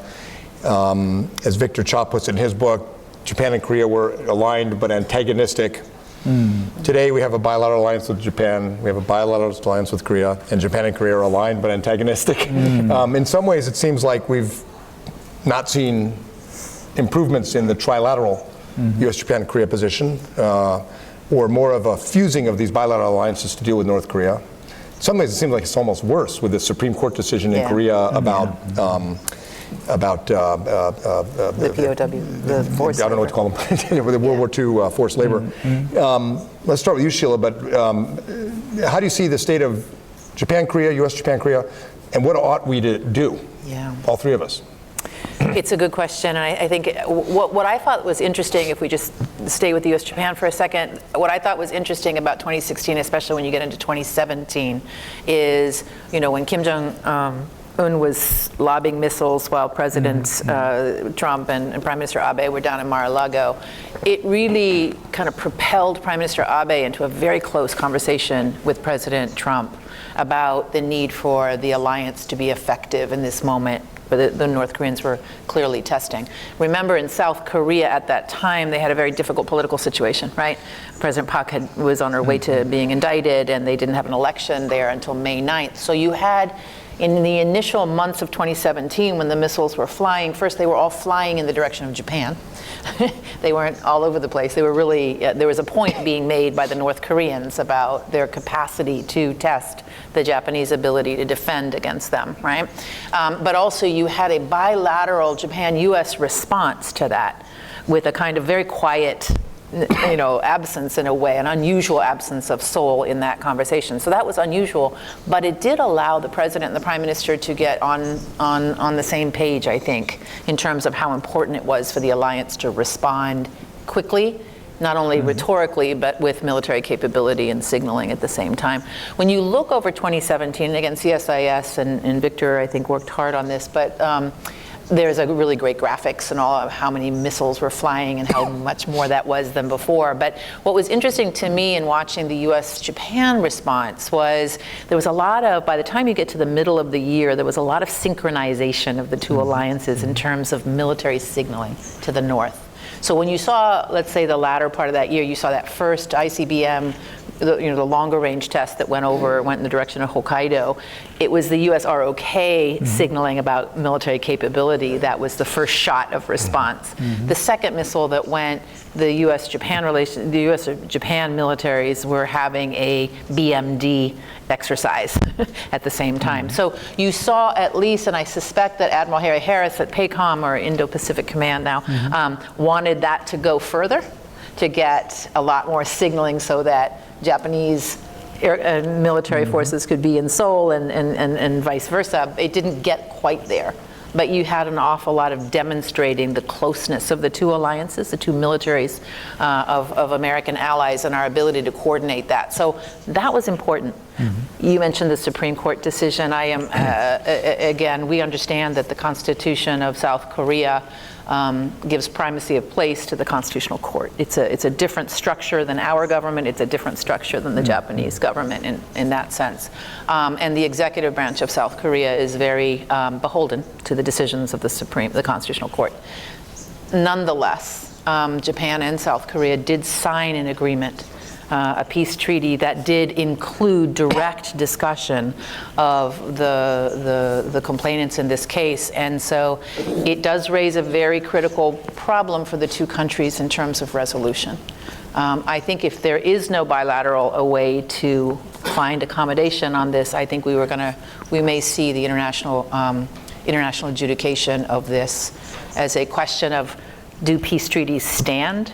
Does international law stand, or can they be taken apart? And again, this is a very delicate issue, I know, in Seoul and in Tokyo, but it is a critical issue, I think, for the ability of the trilateral coordination, but also just the very important bilateral relationship between Japan and South Korea going forward. It's not going to be easy, I think. The good news, in a way, is you're not reading a lot of stories about this, because both the Moon government and the Abe government have been pretty quiet and have not tried to publicly attack the other or advocate for their position, and have tried to work their way forward, but it might not be easy to find that on this particular case. I don't think it's born of ill will, right? It is a structural difference, and I don't think it's going to be easy. I think it's going to be challenging. What do you think about Korea more generally? The defense relationship between Japan and Korea may be the best of any parts of the two governments, because they both are looking at the same threat picture. Agreed. Rather, I'm interested in the whole Korean Peninsula. The interesting experience when I was engaged in the abundant chemical weapon issues in China, that was this. We excavated numbers of abundant projectiles very near to the Sino-North Korean border. And the Chinese request was very different from the ordinary protocol. Ordinary protocol is to set up red flag and show that there is this something dangerous, don't come near. But when we found the item very near to the border, the Chinese request was to bury it again with beautiful camouflage, not detectable again, please. We are totally upset. What was the cause? And they answered, this is within the area of the infiltration of North Korean Special Task Force and midnight. So we don't want to be bothered by North Korean side. This abundant chemical weapon issues is one of the most successful Sino-Japan bilateral cooperation, but they are going to find chances to devastate our bilateral relations. So please, that was their answer. And that was the time when I found that Sino-North Korean relations is not smooth at all.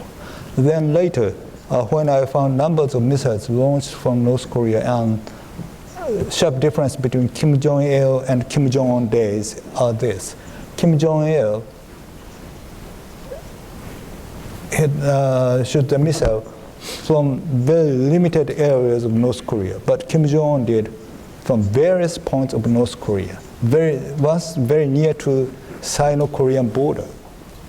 And apparently, this shows that how mobile that missile capability is, and also they're ready to hit Beijing, which is a nightmare for the PRC.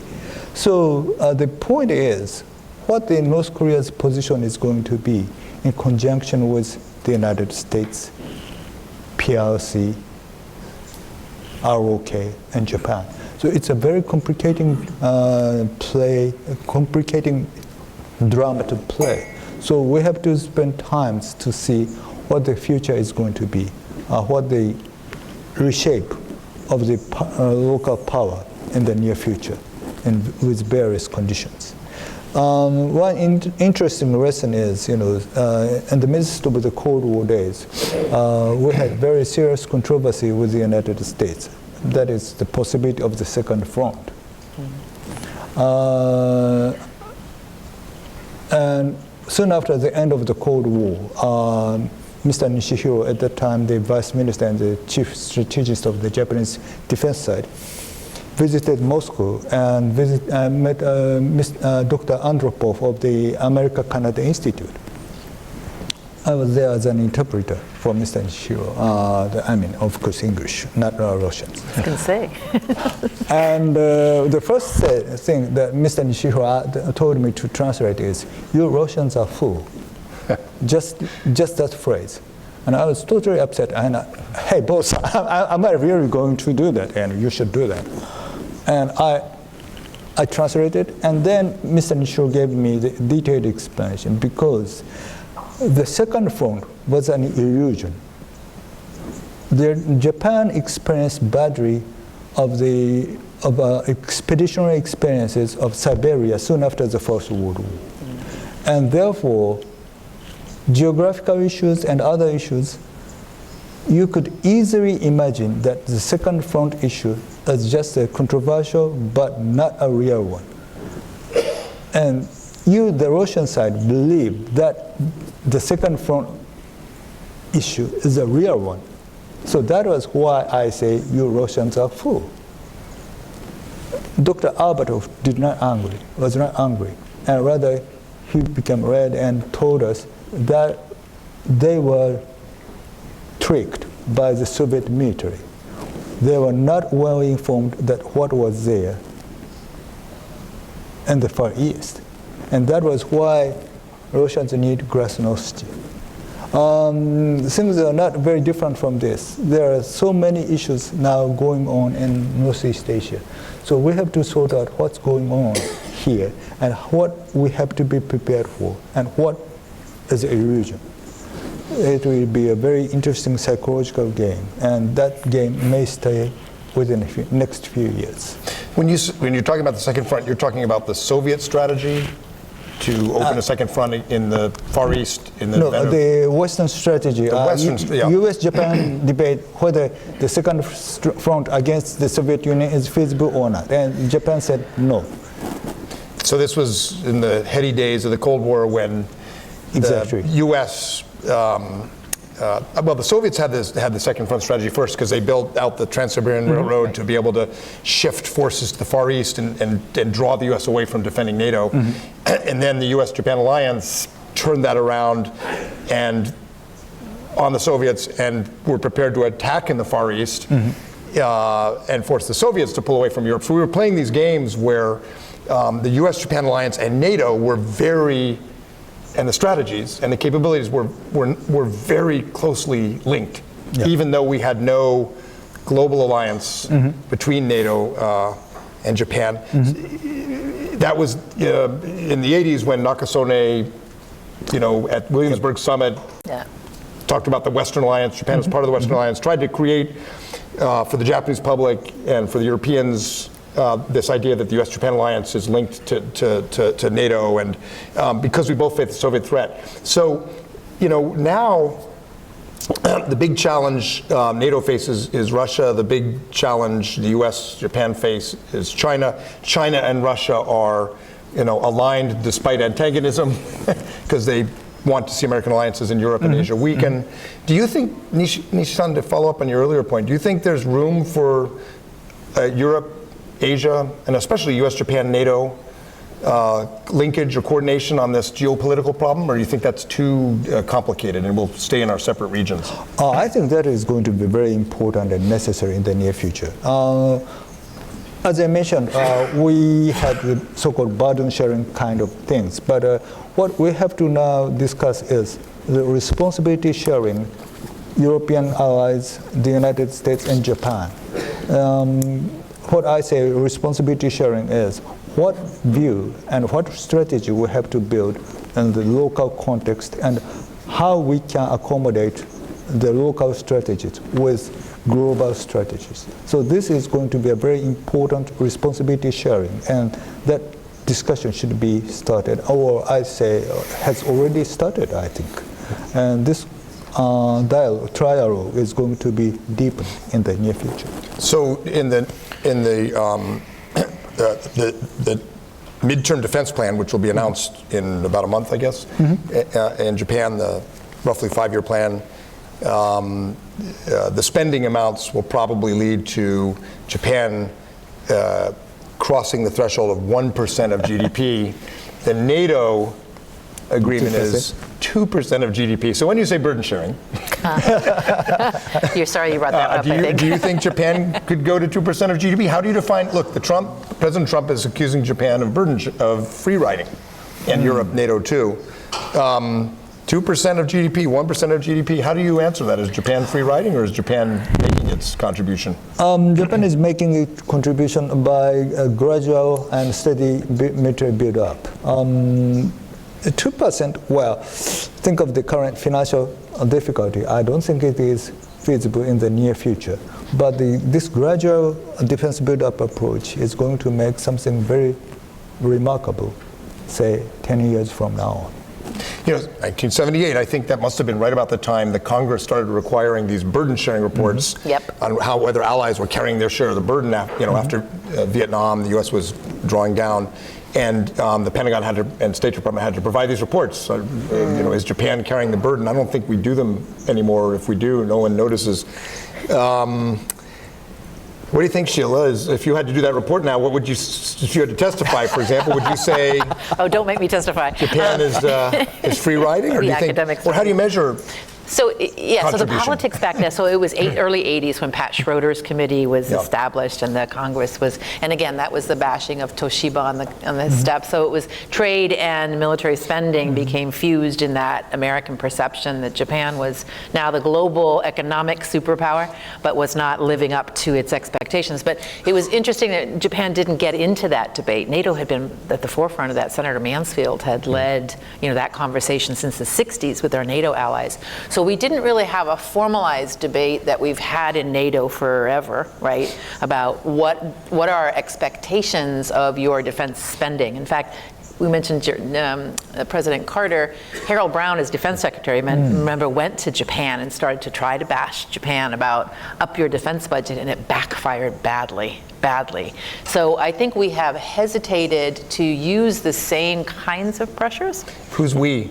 because the boss, the guy at the top, not our boss, not John Hamre, sorry. Sorry, the not President John of the United Hamre, States. Gosh, no. President of the United States is using that language, The right? United States, until 2017, has discreetly had those conversations with Japan. And the Japanese-U.S. conversation on burden sharing had been about Article 5 protections versus what the assets provided by the Japanese are in Article 6, in other words, bases and facilities and other kinds of things. So we've worked that around actual Japanese military spending. What I think you're going to see, and I'll sort of nudge Mr. Nishi here just a little bit, what I think you're going to see is maybe not 2% of GDP. But what I'm looking for in the next Chukibo, the next 5-year defense plan that goes along with the Taiko, is you're going to see this is where the next set of defense spending will be decided. So when a 5-year procurement plan comes out from Japan, it commits the Japanese defense budget to a certain level of growth. And Mr. Abe, from this defense 5-year plan, committed the Japanese Defense Agency to 0.8% annual growth over time. And this is the one that's about to stop, right? So the new one will commit to growth 1%, 1.5%. Again, it's not GDP, but it's the amount at which the annual defense budget will grow. If you were paying attention, the Defense Agency just asked the Ministry of Finance for Ministry. Sorry, Ministry, did I say agency? I get stuck in 1978. Yeah, I know. I just want to be sure we're in 2018. Yes, we're in Ministry of Defense, asked the Ministry of Finance for a 7.2% increase in next year's defense budget. Now, we all know the Ministry of Finance always says no to the first ask, but that's a very big number for a Ministry of Defense ask. So what I'm going to be watching, and maybe we can get Nishi-san to help us understand, is what you are going to see in this next 5-year procurement plan is a hefty increase, commitment to raising Japanese defense spending over the next 5 years. I doubt it'll get to 2% of GDP.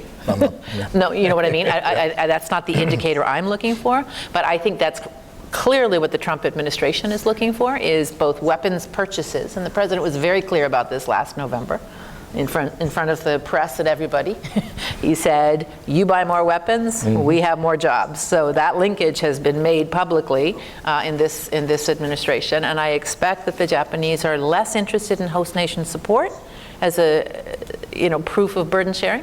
They will continue host nation support. I don't think that's going away, but they are clearly looking at their own military capability as a contribution to the alliance. So, but to pick up on that, Nori, the amount of American, the amount of Japanese procurement that is foreign military service (FMS) from the U.S. is almost 80%, I think. It's tremendous, right? And 5-10 years ago, Defense Ministry probably thought it would be 40%. So is a strategy to buy more U.S. weapons going to go over well? How is, to answer Sheila's question, how is Japan going to address this burden sharing call you now start to hear again from the top? And let me ask you, for example, you can get to 2% of GDP if the Tokyo stock market collapses. Yeah, then, down goes the economy. Hey, 2%. We're all our businessmen in the room. That's not what we're advocating. You can spend 2% of GDP buying slingshots, and it doesn't make you any safer. So, in a way, that's a very unhelpful measure of defense contribution. But within the midterm defense plan, how you spend the money matters. So, we have admirals in the room, no generals except, the maritime service generals, but fewer tanks, less ground self-defense force, more in air and navy, fewer indigenous aircraft, which cost more joint development, there are various ways to get more capability out of defense spending in terms of quality without increasing the quantity. Should we expect some of that in the midterm defense plan? I think we have to focus more on the operational aspects. I mean, not for the equipment side, because we have the urgent situation that we should cope with. That is the smoother joint operations, smoother search and destroy capability. So this kind of smooth coordination between the United States and Japan are getting more and more important. So what necessary now is based on the current assets, what more we can do to contribute to make our operations smoother than ever. That is one thing. And another important point is how we can make our joint operations easier. So when I was the vice minister, I proposed to the Pentagon side that what about the repair and maintenance of US equipment in Japan, not necessary to bring them back to the United States. And then you can save time, save energy, save costs, and in many ways. This kind of, maximization of effectiveness, not only the Japanese side, but also the US side, is going to be very important. And we can easily invite our other friends in this region, ASEAN friends and Australia, to this context. So what necessary is to how we can build a more effective network of alliance in this region as a general.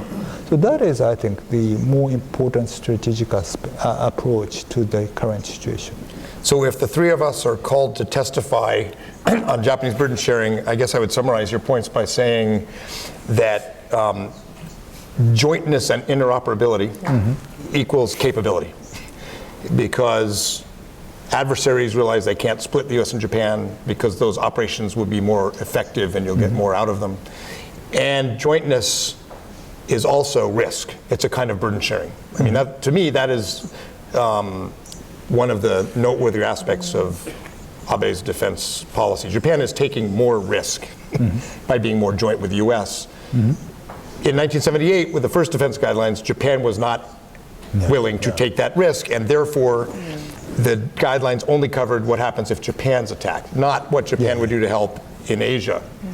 Well, now we're talking about that. And so, so that's, I think, how we would answer Congressman Babuduguk when we're asked about burden sharing. There's one other piece, Mike, and I think it's probably important for this audience in particular, is you mentioned the collective self-defense debate and the Abe cabinet's reinterpretation, and then the 2015, the new security legislation. There's been several important ways in which that has affected the SDF's operations with us, and there may be others that I don't know about, but one is obviously the asset protection mission, the operation of maritime self-defense force destroyers, sorry, not carriers, I almost said carriers there, destroyers, with our task force across Asia. Japan unilaterally is also doing more, and I saw in the newspaper, to be unconfirmed, but it was in the press, a month or so ago, 3 weeks or so ago, there was a Japanese submarine that surfaced in the South China Sea. So there's some unilateral action that the Japanese are also taking to make sure that sea lanes protection, that mission, that the Japanese continue to be fulfilling that mission, which was something that goes back to the 1980s. That's not new. So operationally, there's more.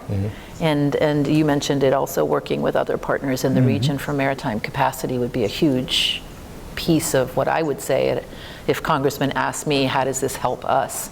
Well, clearly what the Japanese are doing in the Philippines, what the Japanese are doing in Vietnam, the Japanese are doing with us with India, for example, all of those are really important to the United States as well. That's a big change from 1978. I mean, Prime Minister Fukuda, the Fukuda we talked to, his dad, had to go to Southeast Asia, open up yen loans, because his predecessors found that there was still so much hostility towards Japan and Indonesia and Vietnam and Thailand.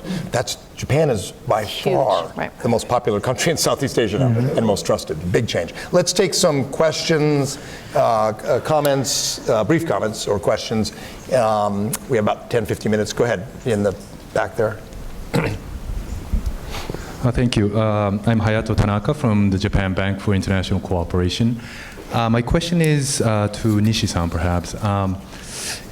Looking into the future, perhaps beyond the next Chukibo, how do you see or expect the discussion on the Japanese ability of preemptive attacks towards potential enemies? Has it changed before and after the dialogue between the US and North Korea has started? Excuse me, Japanese what? Preemptive attack. Oh, preemptive yes. attack. How do you see the prospect, a future discussion in terms of preemptive attacks, the ability of preemptive attacks of Japan? Because that came up in the discussions leading towards the National Defense Program guideline. Japan legally has a right to preemptively strike before being hit, but what capability would that involve? And, that never really got answered. That is one of the most controversial issues, whether we can have the, legally we have the capability of the preemptive strike, but are we really ready to jump to that level? Unfortunately, not really matured yet. The point is, we don't have sufficient numbers of sensors to clarify where the target is. So we are still on the way, but striking capability is apparently one of the most important agenda for the Japanese defense posture in the near future. And we have to answer this question, if not in the next 5 years plan, surely after the next. Yeah. So this is one of the most serious topic for us to clear. Thank you. Good question. Others? Admiral? Are you going to tell us that I'm wrong, we need more tanks? Yes, there are 5 points here. You're wrong. Please introduce yourself. Just sorry, could you briefly introduce? I'm a retired Vice Admiral Yoji Koda, lazy sailor for 40 years. To Sheila.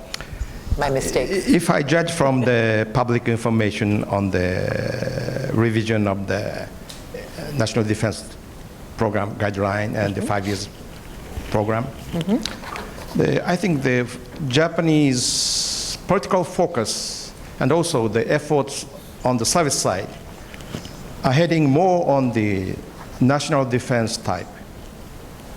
What I mean national defense type is defense of homeland and airspace.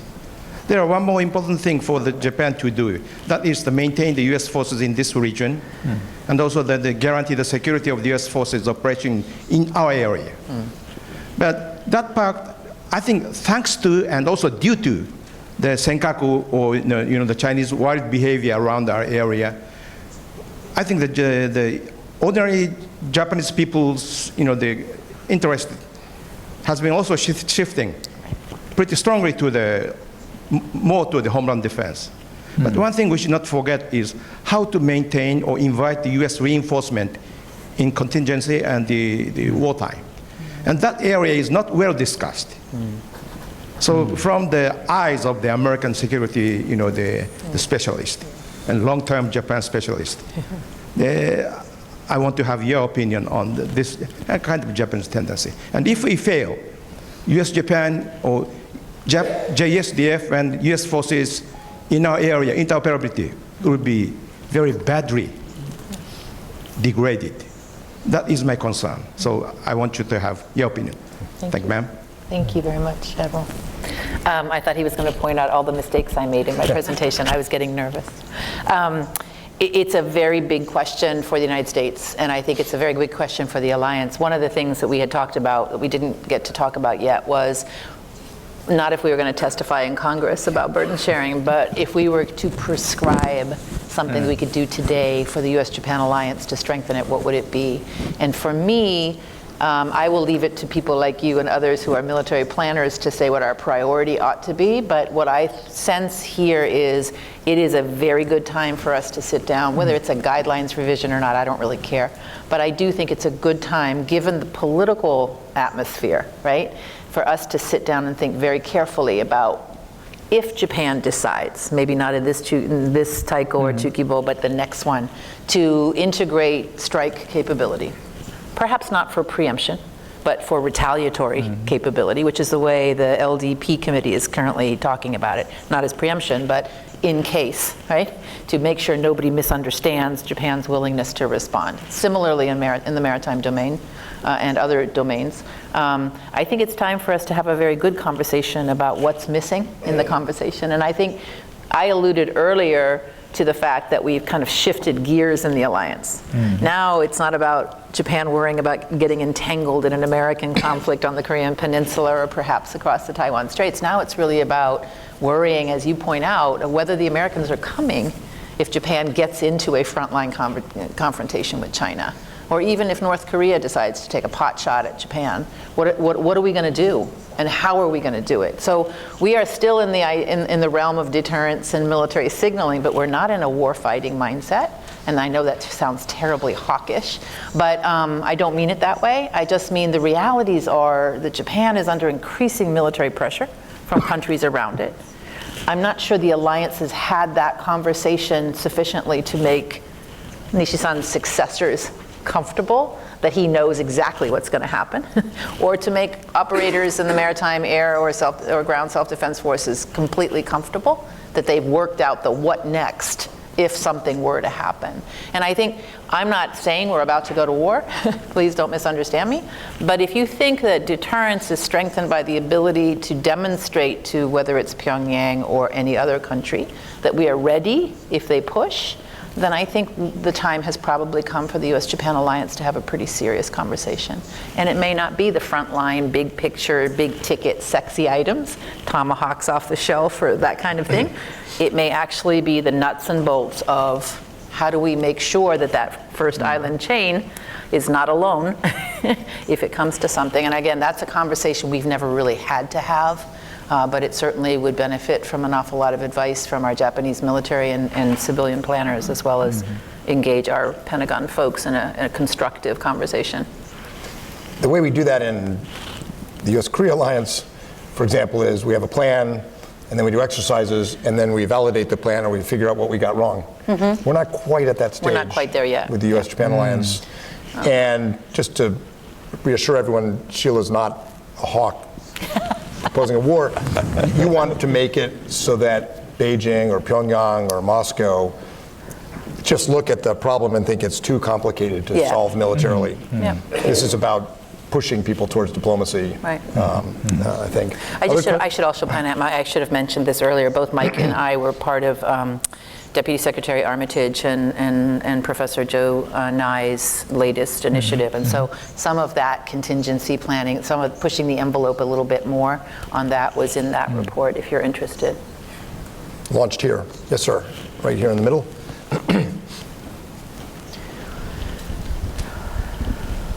Thank you. Steve Winters, independent consultant. I'd like to ask Nishi-san, if we go back to the old days, 20, 25 years ago or more, when I was in Japan, the U.S. Defense Department got a lot of its advanced materials, ceramic casing, so forth and so on, from advances made in Japan on the technological front. And there's this feeling now that, that the advantage that Russia and China have with this so-called asymmetric warfare is because of their advances in important technological areas. So when you talk about 1% of the budget, 2% of the budget, but what can you say about the money that could be spent or should be spent to get Japan back to where it was in terms of the forefront of areas like now artificial intelligence and so forth and so on?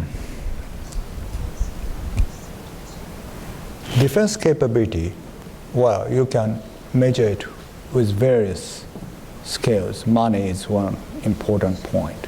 But another important thing is skills and morals. So on this particular aspect, what I'm confident is our three services and the Japanese people in general. We are going to see the change of the emperor next year. But last 30 years, we suffered various types of natural disasters, earthquakes, tsunamis, typhoons, volcanic eruptions, everything. And each and every disaster situations, emperor was in the front line and talked to the people, calm down. The exact most memorable case is soon after the great earthquake of 2011. Allow me to say, but cabinet was almost paralyzed. And less than a week after the earthquake, emperor delivered a speech. But his speech was not the business of the cabinet at that time. So the constitution defines that emperor's official behavior should be advised and admitted by the cabinet. In other words, that speech was totally emperor's private initiative. And in his speech, he said, this is a calamity of the nation. Therefore, we, the Japanese people, should be calmed down. And everybody followed the emperor's word. Next morning, all medias followed the emperor's word by word basis, except Asahi Shimbun. Asahi Shimbun just delivered the digest, and Asahi Shimbun later badly condemned by all other medias. You are not faithful to His Imperial Highness. So this is very interesting situation, but emperor has that kind of powerful capacity to consolidate the people, bring the morals up, and let the people be resilient to any situations. And also that Misery told us that even young soldiers of our three services are ready to do anything that they can carry on, no matter what the burden is. So what we are confident is that the Japanese society, the morale is high, people are well motivated to go forward, to bring a burden upon its shoulder. And I think Japan is incomparable to any other countries on this particular aspect. Therefore, I'm confident of the defense of Japan from that viewpoint. Of course, money matters, equipment matters, everything matters, but the most important thing is the quality of the nation. And on that particular point, I feel I'm very much blessed. It's an interesting question what will happen with all of the confrontation between the US and China over technology, the Pentagon's study of supply chain vulnerability. Japan's government's also looking at this, Australia's doing this. I don't think we know yet, but I bet you in a year or two we'll be having big conferences on how to integrate US, Japan, Canada, Korea, supply chains for military purposes, but also in areas like 5G, artificial intelligence. I don't see Beijing yielding to the current controversies by suddenly deciding that Huawei or Tencent can no longer, be under the Ministry of State Security or subject to give things to the PLA. I mean, as long as the advanced technologies in China are closely linked to the security services, the national security state, as long as that happens, I think the US and Japan, probably leading, but other key Western and democratic countries are to some extent going to decouple. Too much decoupling is dangerous. But to some extent in these advanced technologies areas you mentioned, I think this is going to be an agenda item that really starts to define our alliance. Japan is way ahead of China on semiconductors, for example. Yeah.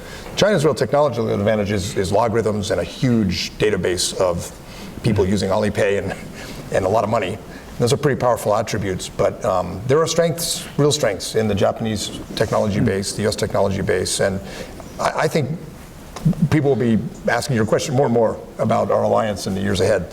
So thank you. So we're going to wrap up. I want to thank the interpreters who are always terrific, and Nick St. Cheney, Japan Chair staff, our friends at Keidanren. It's a great honor for us to host former Prime Minister Fukuda and Chairman Iwasa, Vice Chairman Hayakawa, and the other distinguished business and policy experts from Tokyo. We have a reception. If you're available, please join us in the back. But let's conclude by thanking Sheila and Marie Nishi.